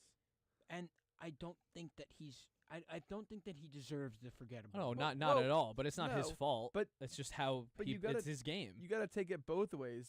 It also means that he's not playing terribly out there. He's never ever played. I wouldn't say that he ever played terribly. It's all good. I don't think he's ever played terribly enough where people would be like, "Oh, he hasn't been good enough right now for him to be on the court." Pascal Siakam, when he got to the Pacers, everyone knew what he was going to be.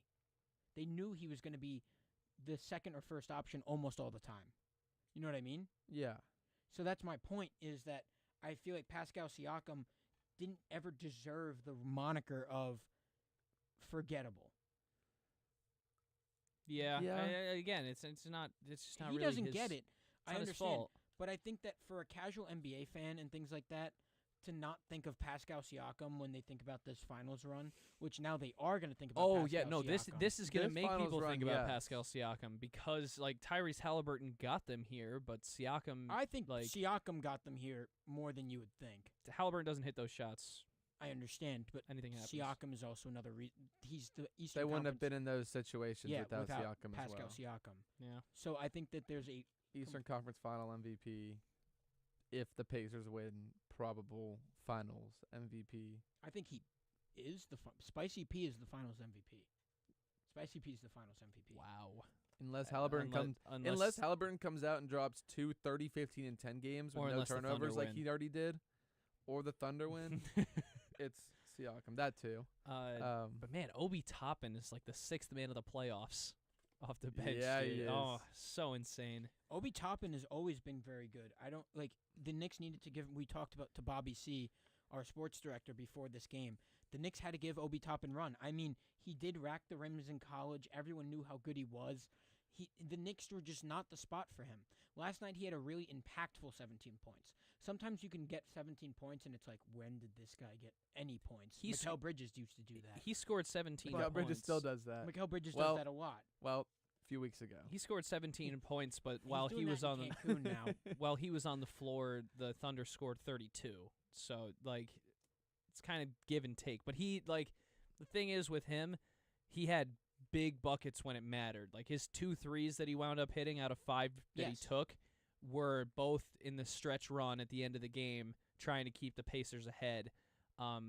One of them, or it wasn't a 3, but he had the dunk for the largest lead of the series to go up by 10. And that's all momentum. That's all momentum boosting. Yeah. Now he's an energy plays guy. I believe the stat is the team that wins Game 5 wins 80% of the time the finals. So now it's all up from here. Neither team has ever dropped a game back to back. Both teams are very good at home. I don't know where this can go. I really don't know. 7. No, Can it go goes 7, 7. but which team wins? Either team, it's This so is anyone's close. series. It's so close now, and that's crazy to say because I was even disrespecting the Pacers before this series and saying that they might not have had as good of a chance as the Knicks? Oklahoma City Thunder. No, Oh. no, the Knicks. I was about to question a lot of things you stood for. and No, you said no, yes. no, not the Knicks. The Oklahoma City Thunder, they've been so good all year. There's not a noticeable hole on their roster. There's not a noticeable issue on their roster. So that's why every time, name one. Hardenstein. He's not an issue though. He's a bit of a hole though. He's a bit of a hole. Maybe he's not an issue, but defensively out on the perimeter. yeah, that Hardenstein? was always his issue. Yeah. Name a better center that can guard the prim like that they can get realistically. Oh, that they can get? Realistically. That they could have had. Oh, I don't know. Maybe I haven't send I shit have out Not there. a lot of them. I haven't known a really good center that can guard the perimeter very often. Nick Claxton is one of them. He's pretty good at it. Day'Ron Sharp's pretty good at it. And he's not that big of a dude. He's pretty thin and nimble. Remember when Mikal Bridges was for perimeter defense? Remember when that was why the Knicks got him? Well, there was a big reason. That's what made him go from 4 first-round picks to 5, actually. Best perimeter defender in the league. Worse than the Luka trade. recently. I'll stand on that. That's not true. That's not true. To compare Mikal The Mavericks Bridges got and the 5 first picks. overall pick. The Knicks got nothing. Yeah, that was luck. That was Yeah, it luck wasn't- that it we got the wasn't first luck. overall It pick. wasn't It was luck. You still gambled It and was- won. The it Knicks was- didn't even gamble, and they still lost. It was Put the luck that $42 we million traded. on red. It was luck we traded Luka away, and we got Anthony Davis, who got hurt, and Kyrie Everyone got in hurt. the NBA was and, like, and that we were makes down. sense, or it's a little You bit more still than I weren't would a good. pay. You still weren't a bad basketball team, so that doesn't make any sense.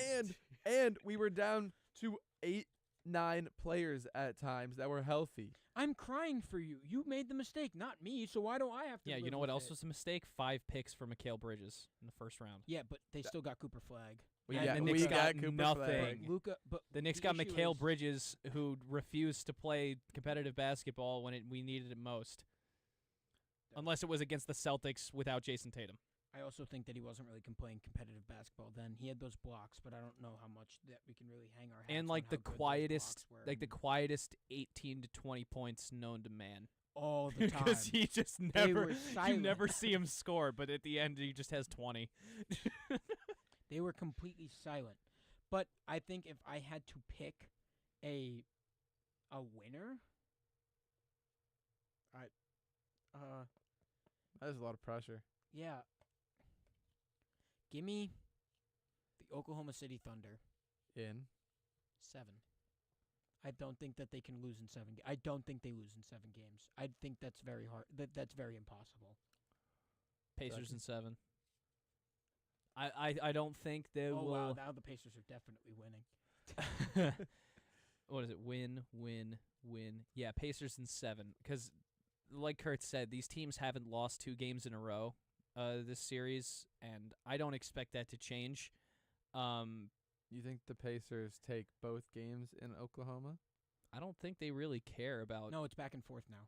I know. We're going to game 5. Yeah, but I the know, game but I'm 5 is saying in 5 Oklahoma. in Oklahoma, Oh, 7 in my So Oklahoma. brain. Pacers would My have to brain win in forgot Oklahoma how in that game worked. 5, and then Sorry, Oklahoma in the game Gabelli 7. math wasn't running through my head at the moment.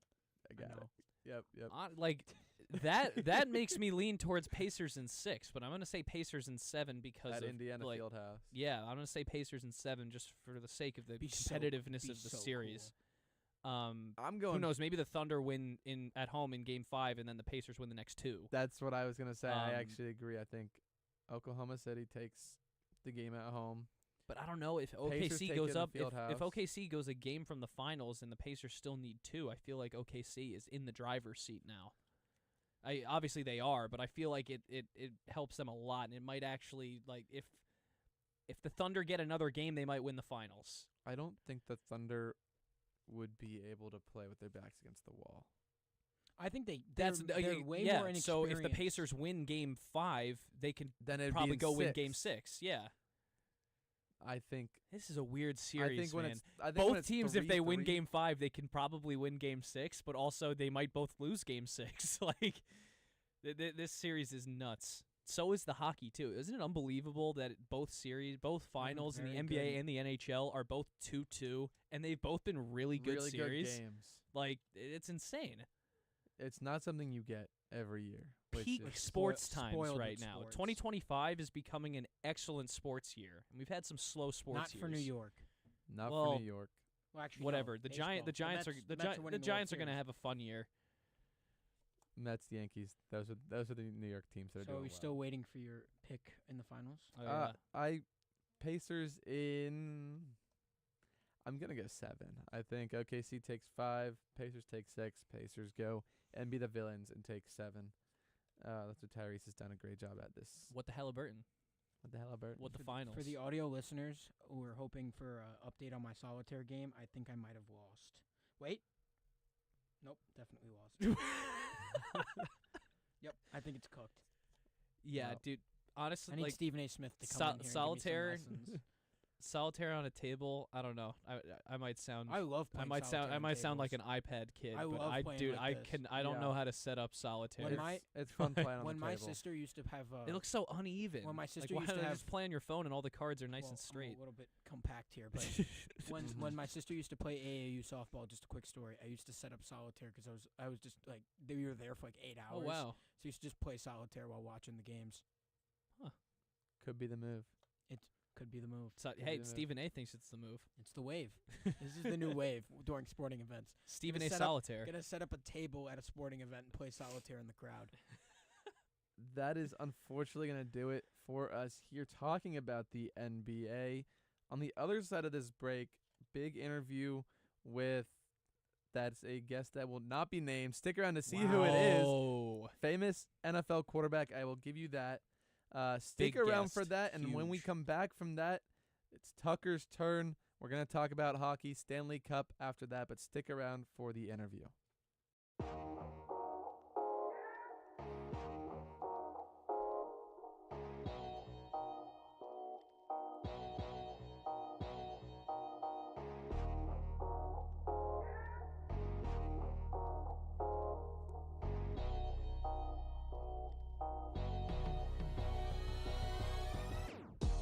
Hey Hey guys, Grace McCarran here with Jack Warner. And we're two of your hosts for Nosebleeds, WFUV's one and only baseball podcast. We'll keep you in the loop on all tri-state news with the Yankees and Mets, as well as the biggest headlines from around the MLB. Catch weekly episodes of Nosebleeds on Spotify, Apple Music, or wherever you get your podcasts. Take a trip around the bases with Nosebleeds on WFUV Sports.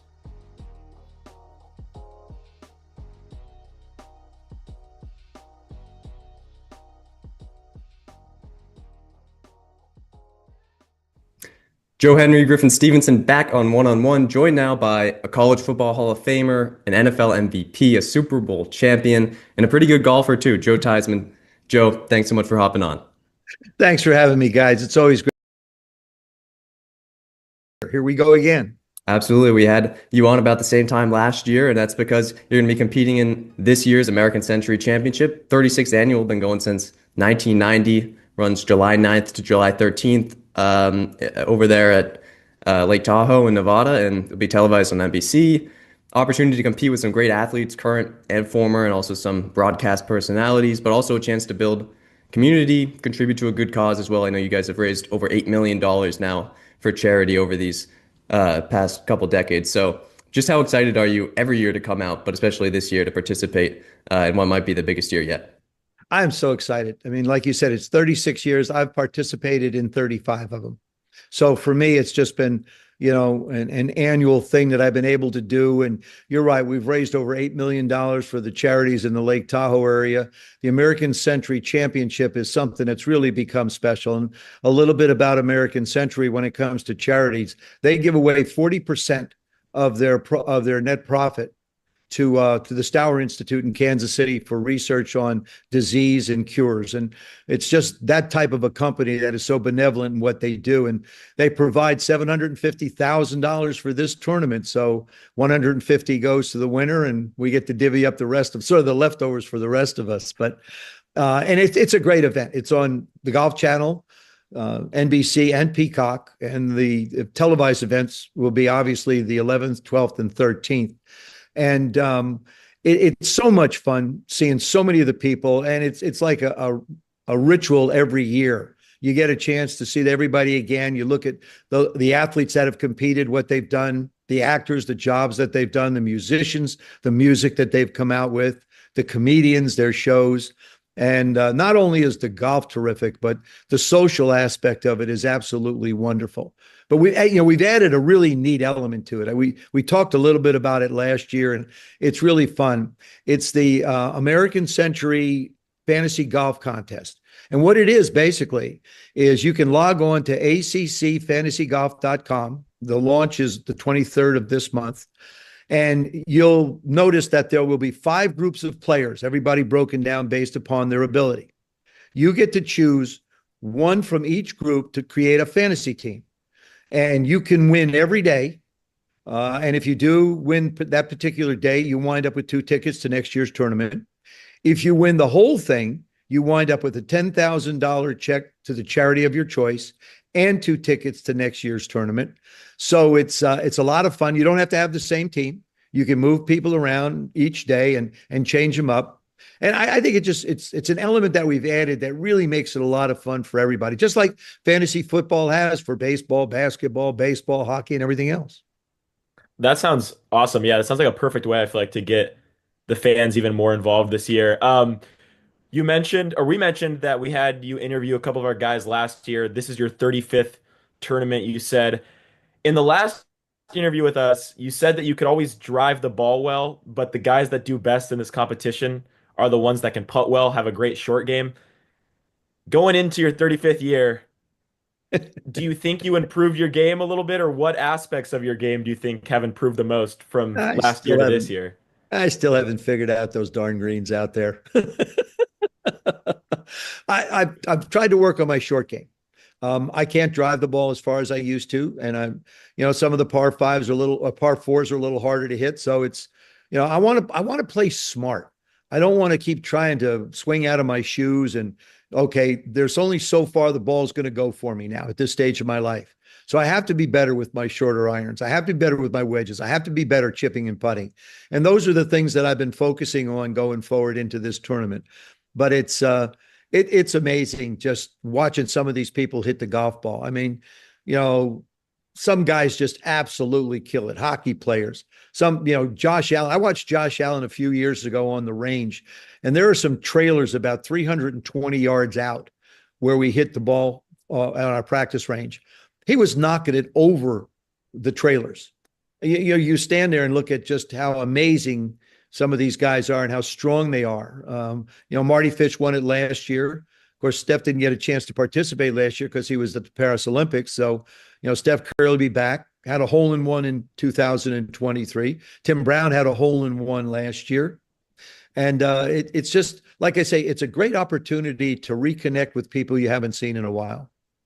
No doubt. You talked about your goal this year is to play smart. And something that always fascinates me talking to any athlete is the mental side of things. And I think it's especially poignant when you talk about golf because people refer to it as the ultimate mental sport. And I think outside of golf, quarterback might be the position in sports that's most mentally demanding and requires the most mental toughness to succeed. And I don't know if you know this, but more football players have won this tournament than athletes in any other sport. So my question would be, do you feel like the mental aspect of football has transferred over into your golf game and just how overall you think these two sports relate and have maybe made the transition into being a golfer in this competition maybe a little bit easier?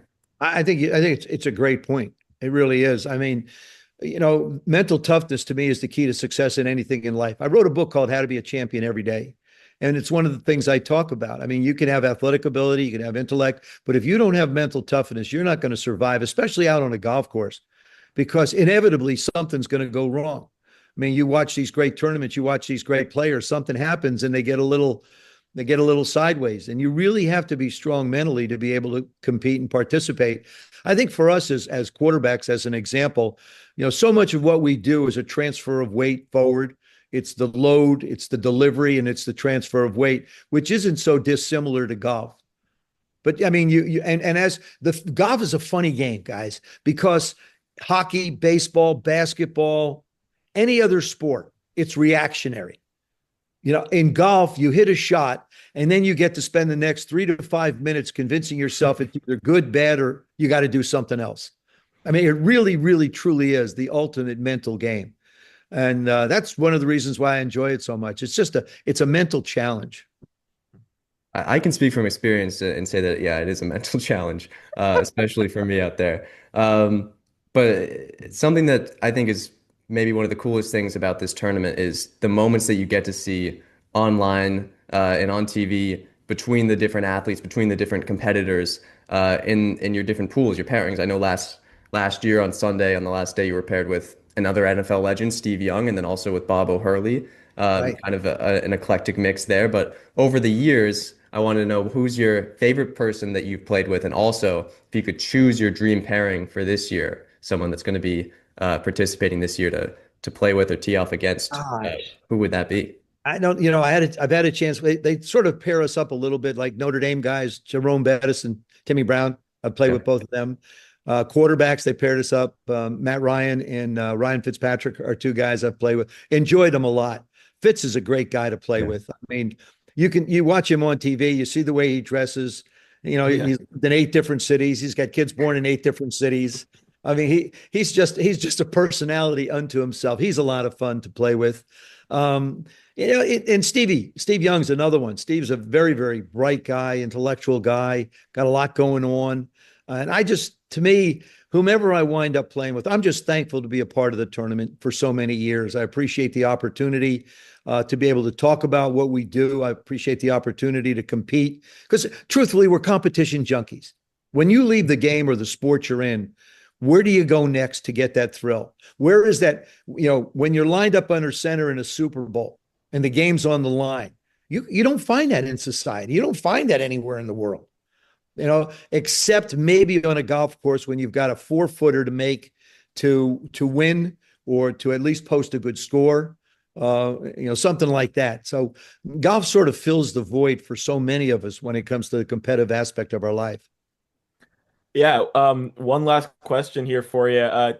As everyone knows, you were highly successful during your time with Washington, a team that's had a lot of success recently, particularly behind the leadership of Jaden Daniels. I just wanted to know, and I think our viewers would like to know, have you had the chance to talk to him at some point throughout the season or after the season? And is there any chance that maybe a young guy like him plays in this tournament, whether now or in the future? I think if Jaden liked golf, he'd probably get a chance to play for sure. I have had a chance to be around him. I've visited with him. I like to try and understand what he's thinking, the way he approaches the game. I have tremendous respect for him. I think a lot of the players have the same kind of respect.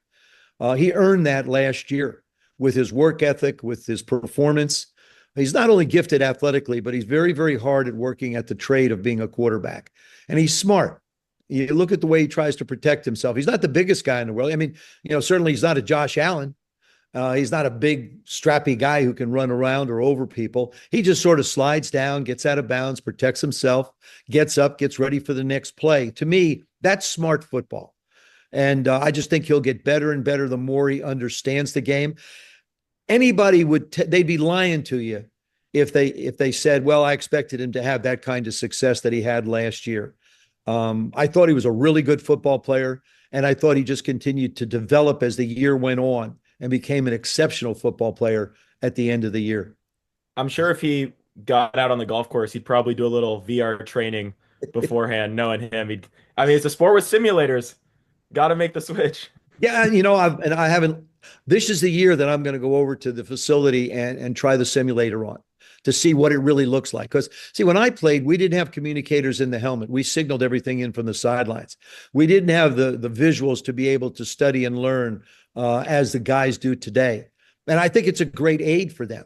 And I've talked to Coach Quinn about it. I said, I'd love to put that thing on and see what the simulator looks like, see how it feels, just to get a sense of, how they can continue to grow without necessarily having to be on the field. Because really, they're just not on the field that much. I mean, you got 3 preseason games. The starters aren't going to play hardly, if anything.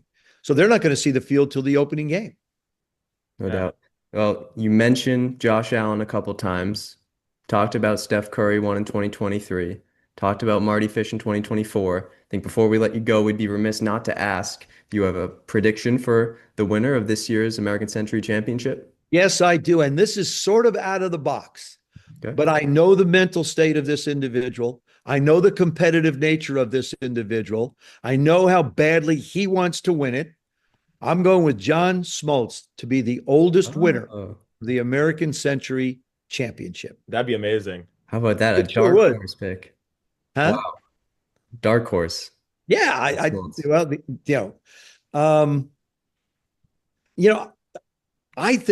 truly believe that Annika Sorenstam, she's been so close, she has a chance. You're going to see the usual suspects. Vinny Del Negro won it a few years back. Obviously, Steph is now had a chance to be able to get healthy and play. Marty's always tough to beat. There's just Tony. Tony's had a wrist issue a couple years ago, but he's been there. I mean, there's probably a dozen people that you could look at and say they have a legitimate chance to win this tournament, which makes it even more exciting for the fans. Well, Joe Theismann, Notre Dame and Washington great, and a staple at the American Century Championship. You can watch him compete in the 36th annual event this year, runs July 9th to 13th. It'll be on NBC, Peacock, and the Golf Channel. Joe, thanks so much for your time. Thanks, guys. Great catching up with you. Take care. All right, we'll be right back on One on One.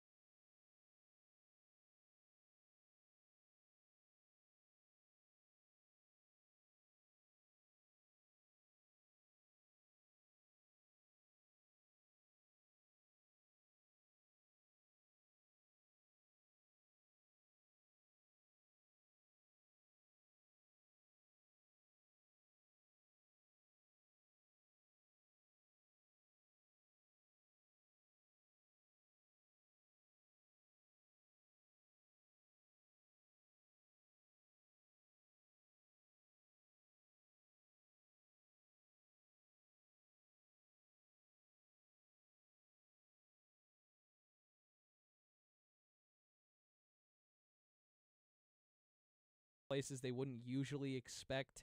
McDavid only had an assist, and he had a negative plus-minus in this game. Really, the Oilers have not seen what they're used to out of Connor McDavid, certainly in the series, but also a little bit in the playoffs as a whole.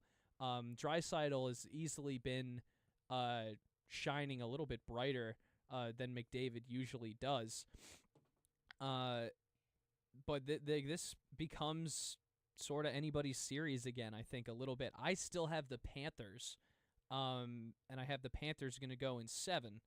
This guy knows puck? Yeah. Doesn't sound like it. The Not at Panthers. all. I've been on the Panthers since they played the Tampa Bay Lightning in the first round and beat them handedly.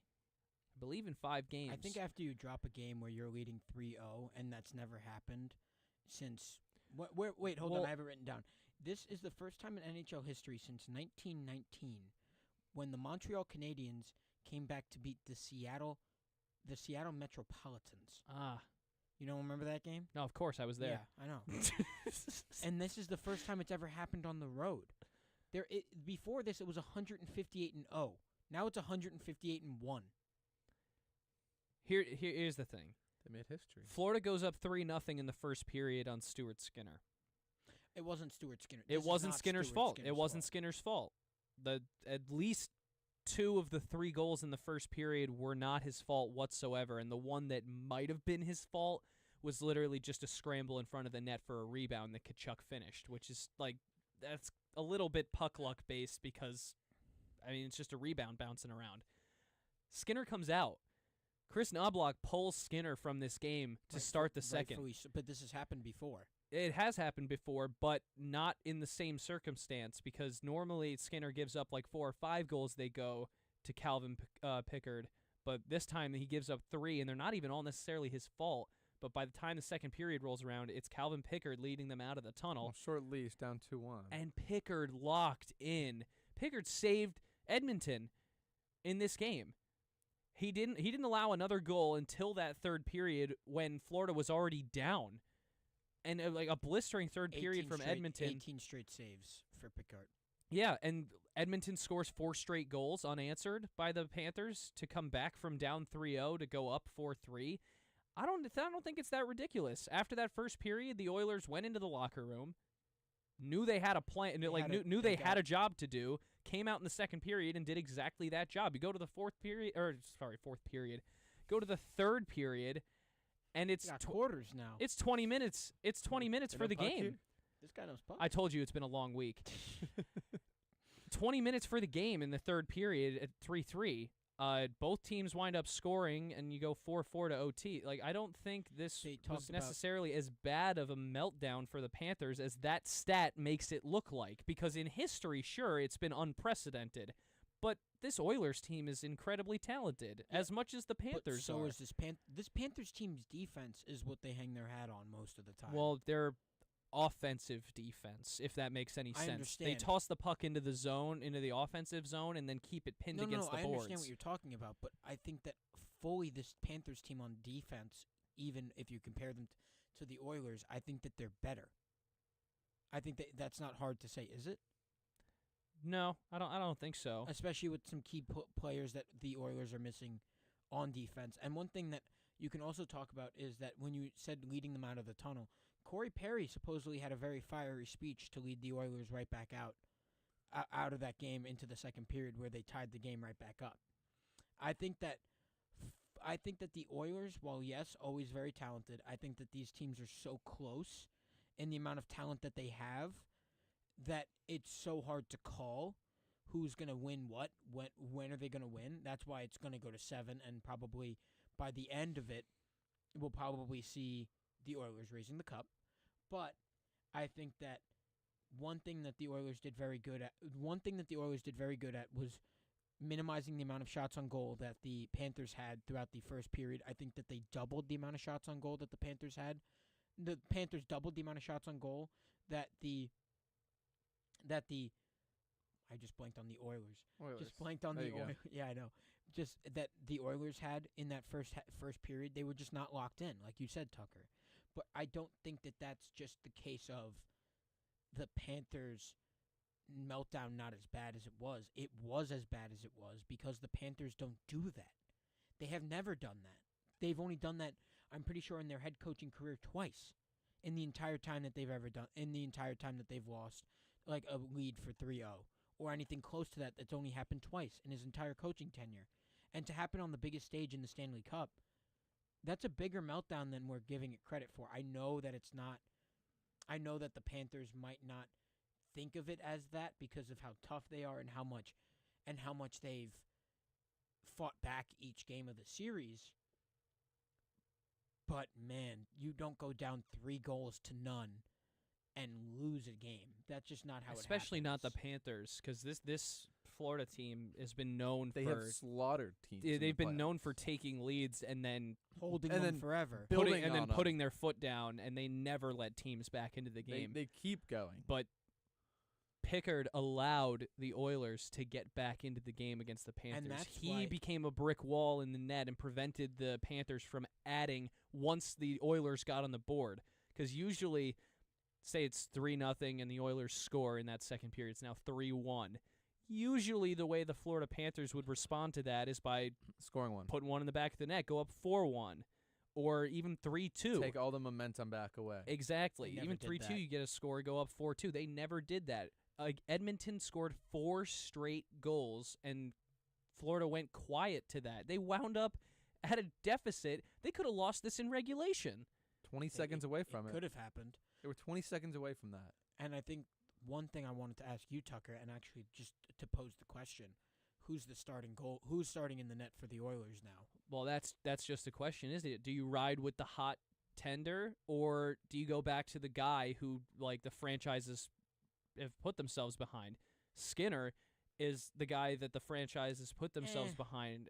Pickard is the guy who is yeah.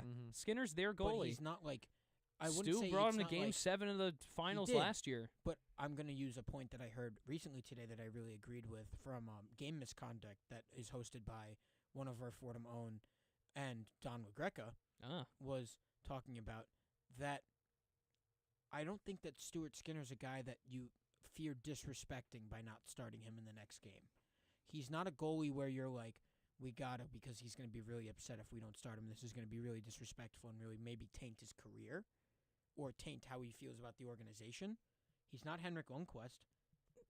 He's not Igor Shesterkin. Yeah, he's not Shesterkin. He's not not Lundqvist, but he Bobrovsky. yeah. Tongue twister. Yeah. Can't say it now. Too Um, many names in a row that were long. Yeah, but I still think there's a. I don't think that there's as much as you think. It's got to be Skinner. I don't. It's Pickard. It is. It has to be. Skinner, I understand he's the reason that you went to Game 7. You rode on him, but why wouldn't you ride with the guy who just had 18 saves and his one mistake was the one that didn't cost you? It got you to overtime because Skinner's had a great postseason. Here's what I'll say until about he it. doesn't. And you can always go. You can always go back to him. It's not like seating him for a period or two is going to kill him. If you're down 4-0, it will. I was about to say. I don't going think into that he's Game gonna 5. give up that many goals in a row. Game 4 just happened where the Panthers coughed up a 3-0 lead over the course of the full game. I don't think there is not a high chance. It might be non-zero, but there's not a high chance that the Panthers do that again. Especially not after they just did it, because the only thing on their mind right now in that Panthers locker room is if we get a lead, we're going to score 100 goals. But all of the momentum's in the Oilers' favor right now. I know you can't. You could say that it might not be. They're going back home.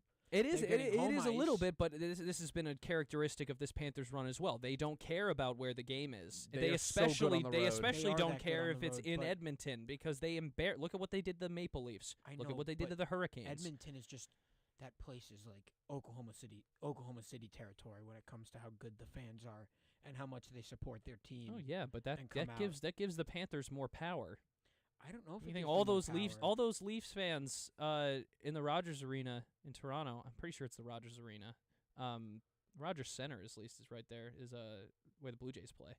But all those Maple Leafs fans in there just gave them energy, and the people outside, it just gave them the power to just beat the living hell out of the Maple Leafs. They are Trae Young as a team. Like they are the villain. No, I don't disagree that they're the villain and they're the people that I don't want to see win. But I just think that the Oilers are just going to be lights out because of how much momentum they have going forward, having the two consensus. What if you play Pickard? Pickard? Maybe top 2 in the entire NHL at the moment on their team in the Oilers jerseys. I don't know, man. I think momentum plays a really big part in sports. We know that. Mm-hmm. And going home, energized, ready to go, after coming back. How energized would you be coming back into a locker room after you just came back to win in overtime after being down a 3-0 lead? Very. That's my point. Yeah, You're not going to come out sluggish. No. I think they have to play Pickard. No. They have to play Pickard because Pickard is if the you guy you play play. if you play Skinner and somehow he gives up like another 3-goal first period, the Panthers aren't letting that slide again. No. And Bob is not going to make a lot of mistakes. the only other problem, yes, exactly, and he didn't even make a lot of mistakes in this game. He made 30 saves and let 5 go through. And it wasn't. I'm not going to say that they were all his fault either. No, I don't think that there were I some think, nasty shots. Dude, the Oilers kept roofing it on him. He couldn't stop. He just needed to stand up. But how can you? I You're think goalie. that goaltending wise is never going to be like in this game. In these two series, the only place that I would worry about is on the Oilers side of the puck. But if you play Pickard in Game 5 and then he gets pumped by the Panthers and you have to Now go you have to to make Skinner. A decision. Now you have to make a decision. No, it's like it's a You go nuclear to scenario if you have to pull Pickard for Skinner after you just pulled I think Skinner that for these- Pickard but- in the game before. It's gonna they're both gonna be completely fried mentally, and then the Panthers it's just gonna be a goal parade So you for the rest of the so you series. start Skinner then. I don't. I Do you disagree. and Yes. and risk the and like risk going down early again and maybe completely throwing a game away because you decided to play Skinner again, or Yeah. do you try to ride Pickard through Game 7? I What if he turns into a brick wall? I give you Pickard the entire way through for Game 6. He has to start. I don't think that Skinner is the guy. Skinner wasn't the guy last year. Skinner's not the guy now. I just don't think But that he was until he wasn't. my He point. was. I just said that. I just said that. That's why you put he wasn't the other game. True. Okay, so he was, Until and he now wasn't. he's not. He's not now. Hmm. So maybe putting him on the bench will so energize going him to earlier start doing than it. last year. Yeah. So he played a bad game and I actually don't hate everything that. else he had done. But they can't afford is that anymore. vanishes. Like, yeah, like sure, he's can't do done that. plenty of It's- great stuff. He's made some good plays. He made some great saves last night before he got pulled. But Now you or can't not do last night, anything. 2 nights ago, I think it was. Yeah, 2 nights ago. He made some good saves 2 nights ago before he got pulled. But the Oilers have already been here. They've already done this whole song and dance with the Panthers in the finals last year, and it didn't work. So something's got to You're change. not taking more risks at this point, and these are not the risks that I'm willing to take if I'm the Oilers. I'm going with the guy It's that's honestly, hot. it's less about risk and more about just not repeating yourself. Yeah. It's like definition of insanity type stuff. Keep doing the same thing over and over again, Exactly. hoping for a different result, and that's Like, what Stuart Skinner's been You doing. got it. Well, that's and what the Oilers Chris have Knobloch's doing. been doing with Yes. Skinner in net. Like, you got to shake it up. That's why he pulled Skinner for Pickard going into the And second that's what- period. and that's what they So you had to energized. shake it up, and but that's what exactly. energized the team because, again, in hockey, the goaltender is the guy that everyone rallies behind. So right when you see your goalie get pulled, everyone feels bad. It's not like everyone feels bad for him. Everyone thinks that you kind of look. The defense feels bad too because you- they're like, we just kinda let him look get like- peppered, and now he's kinda gone. Look like clowns in that case. How- Also, he still hasn't lost a game in Game 4. How much faith is lost in the team if you start Pickard and he None. gives None. up 3 in the first period? Oh, still none. I think I it's think that hurts that more than happens- starting Skinner and doing that and if, that happening. if that happens and they wind up losing Game 5 in Edmonton to the Panthers, I think that's when See, the alarm I bells don't goes. know- That's when the alarm bells go off, and that's when Oilers fans have to face the reality that the Panthers might be beating them twice in a row. I don't know the Edmonton media market like that, but I can definitely tell you that if that was in New York and they started Skinner and Skinner gives up 3 goals, immediately the next tweet out by somebody is doesn't know what he's doing, managing has no idea what's going on, needs to get out of here. They need to be fired immediately. That's how it would be both ways, though. I don't think so. I think that Pickard, it's expected that Pickard might be. This is so difficult because it's just like these guys are just. Because it's hard to say that they're bad because they're here now and they've both been so good. But I don't think that it's both ways because he was so good in this game that you expect him to be as good in the next game. And if you don't start him, I don't think it's really on the managing. If you start him and he's bad, I don't think it's a managing standpoint issue. I think it's more of Pickard's the bad guy. Pickard's bad, not the managing's and it was a bad. fluke. I think that in the Skinner side of things, if you start him, Oilers fans already know that he has issues. So then it's going to be like an Aaron Boone situation with Yankee fans that anything you do is under a really big microscope. See what I mean? Yeah. I think Tucker could agree with me on that. Yeah, I think so.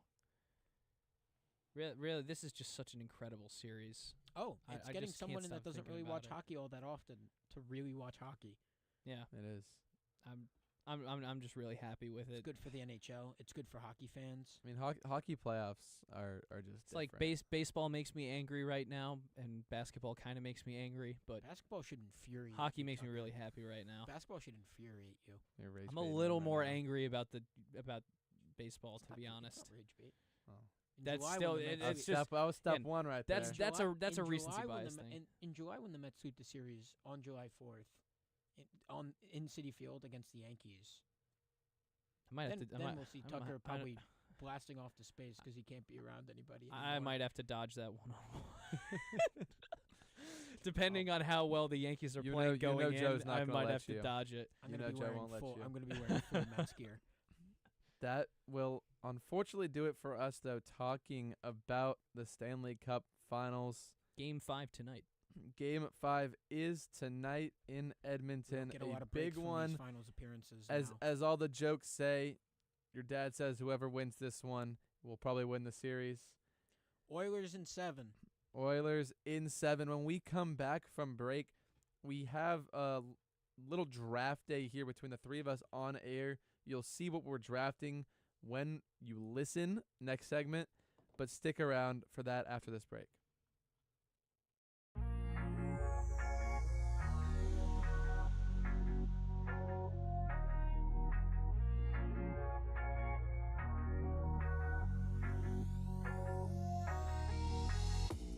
What's up, everyone? It's Joe Henry, one of your New York Mets beat reporters for the 2025 MLB season. From Soto's slugging to Senga's strikeouts, I'll have you covered from Citi Field all year long. Follow me on X at JoeHenry_4 for exclusive interviews, game day insights, and live coverage of every play. So take a ride on the 7 train with me as the Mets continue their quest for World Series glory. WFUV, your home for New York sports.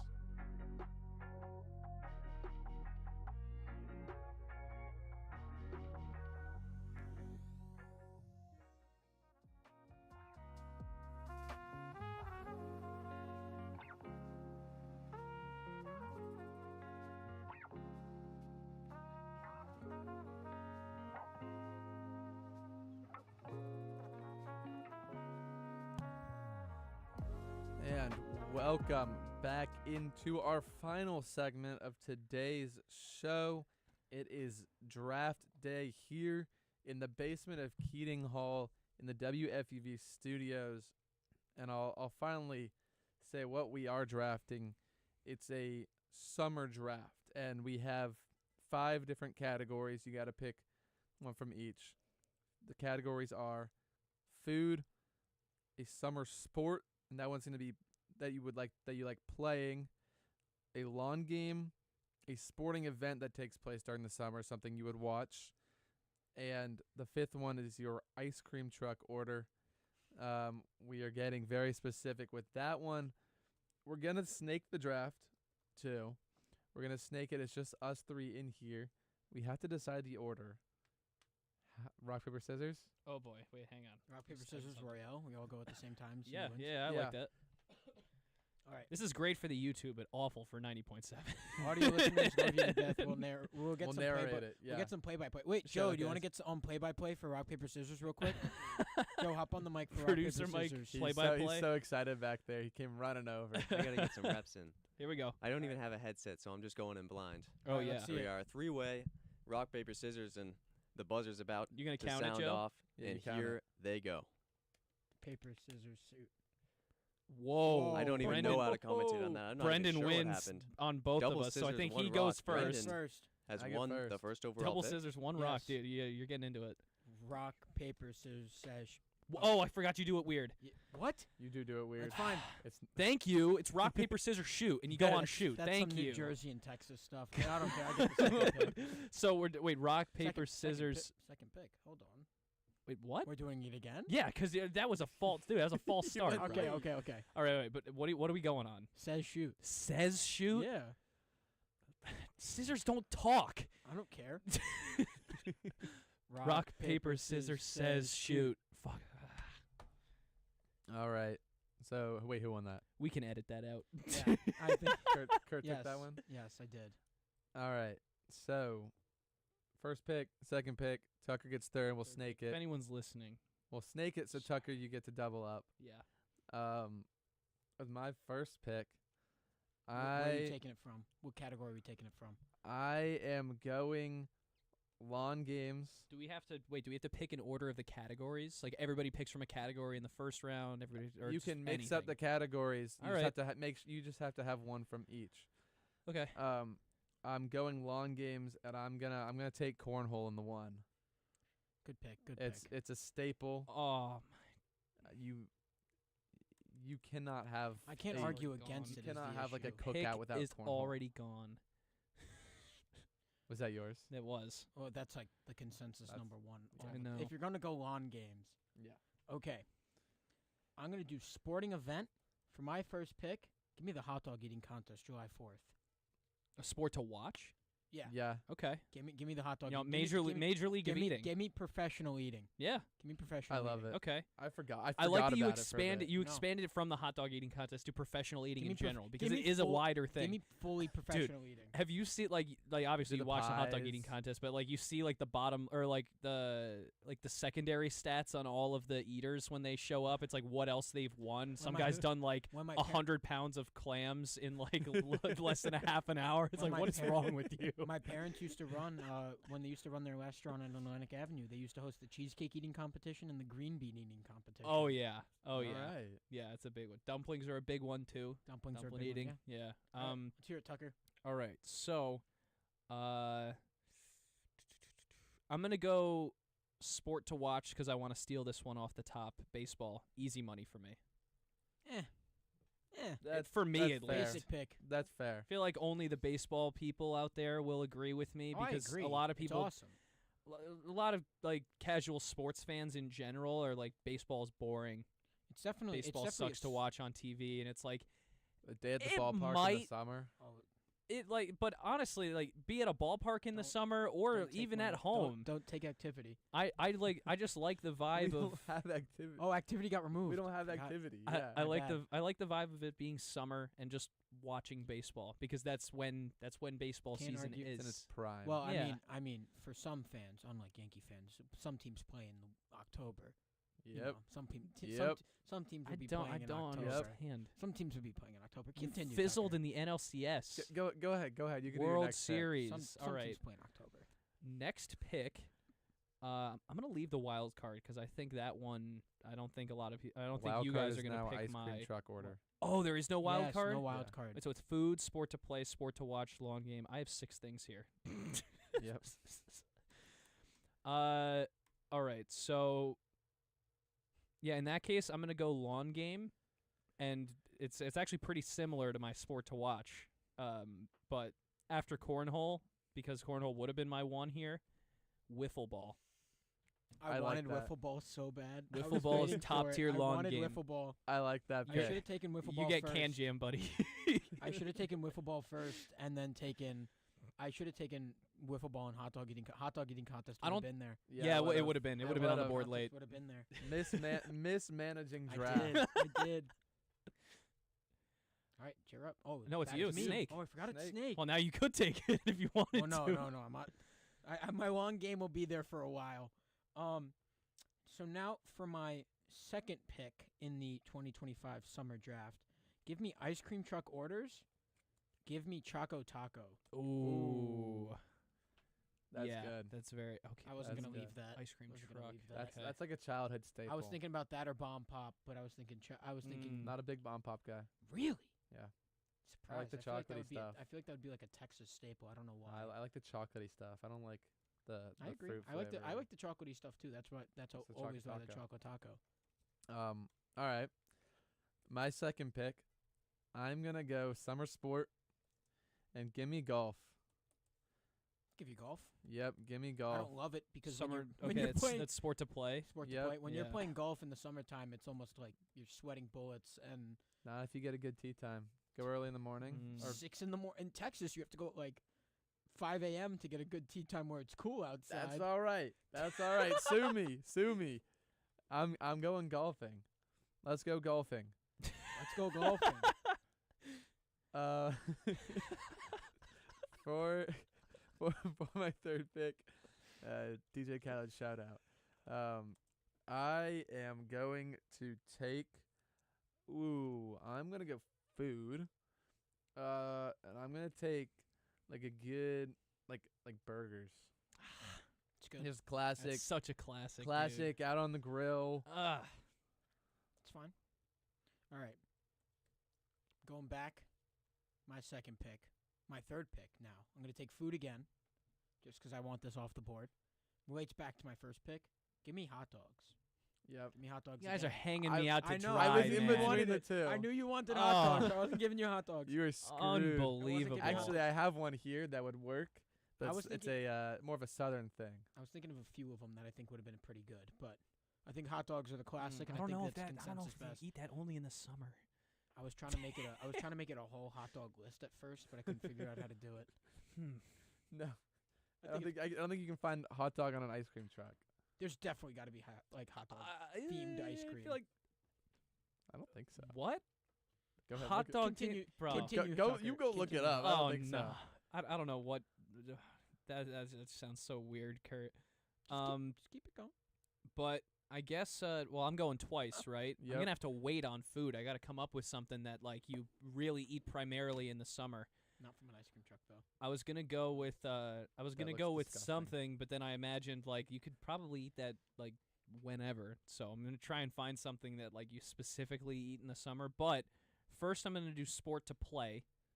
And I'm gonna go with a Hall of Fame from like childhood, maybe from like middle school too. Pool basketball. Like playing basketball in a pool with the tiny hoop on the side. That's a great That's pick. that was an out of the blue pick there. I That wasn't was. thinking about that. Close second though is like a pool version of like volleyball where the net's across the pool, but that's like kind of Basketball, compared to basketball in the pool, clears. Basketball easily doing clears. dunk contest, jumping in the pool. Yes. And then the game turns into a full-on wrestling. oh match. yeah, full contact. There's Full no contact fouls. There are basketball. no Yeah. fouls. No free throws either. It's not SGA's league. If you call fouls in pool basketball, get out of my pool. Getting drowned. So sport to play pool basketball. I'm pretty proud of that one. Ice cream. I'm gonna go ice cream truck order here. The Good Humor chocolate eclair bar. You know the strawberry Nope. shortcake bar? No, you said chocolate. I know it's the chocolate version of the strawberry I'll give it to shortcake you. bar. I It's think the fire. strawberry shortcake might have been a better pick there. But Nah, the chocolate eclair is where it's at. Trust, and you know about the chocolate. okay. You were saying it I before. don't know about that. Oh, I thought you don't just know said you about like chocolatey Wait, stuff I do before. like chocolatey stuff. I Yeah. don't know Good that. Oh. Wait, is Good Humor a Northeast thing? No, you know what tru- Good Humor is? I thought you. Oh. Is that It's a a brand? Northeast That's a thing. brand. Is that a brand? That's a It's a brand of Northeast ice I thought, cream. I thought you were. No. I thought you meant good. I thought you were coming at me for my sense of humor. No. No. No. Yes. not a- I don't know what good humor is. Really? Yeah. Wow. Whoa. This is crazy. Let me show- Regional food is so cool. Let me just show you the bar though, just so All right. like so you Before understand. that, let me get. Oh, okay. I've seen those. You've Yeah, seen but these it's not before, Good Humor. I've seen those. and there Let me obviously get- there's versions of them, but Let me get sport to play. Sport to play. Let me get outdoor frisbee. okay. That's solid. I'll take frisbee. That's solid. Never been a big frisbee guy. It's fun. I It's a try. good I time. tried doing. Shout out to Flying I tried. Yeah, I Jesuits. tried doing the Flying Jays. I went to like 2 practices my freshman year, but then like none of my friends wanted to go anymore, and I was like, eh. Shout out to Flying Jesuits, man. It's a fun time. They seemed cool. They had the fun. The chant was fun. From the Bronx to Brooklyn, D-Train. Who? Okay, so I have back to back my fifth and final pick. I guess I'll go first. I'll give my ice cream truck order. I'm going with the cookie ice cream sandwiches. Ooh, but Chipwich. but they have the chocolate chips around the outside of the ice cream. Yeah. Chipwich. That's the one. Give you a Chipwich. And then That's a banger. I have a clarifying question, Tucker. Mm. Your sporting event is like a baseball game, right? Yeah. You want me to like specify? No. I just wanted to clarify that I'm taking home run derby. Oh. Okay. Okay. Yeah. I take a baseball game over the home run derby. Okay. I've always watched the home run derby on TV. I don't know, like for a long game. Has this been taken yet? Have we gone wiffle ball off the board yet? Yeah. You did get wiffle ball. I thought you did. Yep, Tucker took that one. So I guess I will have to take. Do I have to take it? You don't have to do can jam. You could go with I think horseshoes. Horseshoes is never played possible. that's Also lawn darts, I've never which we played mentioned horseshoes, before. and I've also never played lawn darts. Could pick croquet. Ooh, that's a hard pick, actually. I think you would surprise a lot of people, and you get a lot of support for that pick. We have a croquet set at home. Yeah, we have a croquet set at home. Actually, give me bocce. Oh, I like that. And he just won Arthur Avenue. What an incredible draft from Kurt Sippel. I cannot believe bocce just came out of my head, came into my head like that. Give me bocce. I gotta come I've up won with the draft. I gotta come up with a food now here before we run out of time. I was gonna go. How ridiculous is pulled pork sandwich? That's I think a pulled pork summer time. pulled pork in general. Is that not a summer food? I feel like I almost south only it's eat not. it in the summer. Down south, it's part of barbecue, which is year round. Yeah. Yeah, but like, But as so here we don't have that. Yeah. we can't go outside and like cook stuff outside unless it's hot. Also, close second on that though is easily fried chicken. That's probably an all year thing, but fried chicken's That's been like definitely always a an summer all-year food. Whatever. thing. That isn't. Thinking you were gonna all- take all year sausage thing and for me. peppers. but- I'm surprised no one took like a watermelon off the board. I Ooh, thought that would've about been a it, but good I one, wanted to too. go with like a prepared food and not just like a fruit. would have been cool. Yeah. So everyone watching, whether you're watching on Instagram or TikTok, let us know who won the draft. Griffin, Joe, any last thoughts on whose draft was best? Back there in the back. I don't know Thank if you, they were- Griffin. Griffin said mine. Oh, he did. Okay. Yes, he did. And Joe's coming in to give his input too. Choco Taco? Me. Wow. Kurt said Choco Taco. And Joe Let's goes go. Kurt Tucker. Yeah, you got last here, pal. They preying on my downfall, man. They are. These lies on my name. Sure. They're preying on your downfall. Well, maybe we just had some pretty good drafts over here. Bocce was a crazy pick. It was a good. It pull. did. It How was is pool basketball not pulling the value whole rest of pick. the field? I will say your pool basketball was a very good pick. Unfortunately, that is going to be all from us here today on this edition of One on One. If you missed any of our segments from today's show, be sure to check out the WFUV Sports YouTube page, and you will find everything you're looking for there and more. Fellas, what a pleasure it was today. It was a pleasure. The sports director of WFUV is Bobby Chaffardini. Our video producer today, Mr. Joe Henry. Our radio producer, Griffin Stevenson. For Kurt Sippel and Tucker Austin, my name is Brendan Shorey, saying thank y'all for tuning in. See y'all later. One on One is a production of WFUV Sports.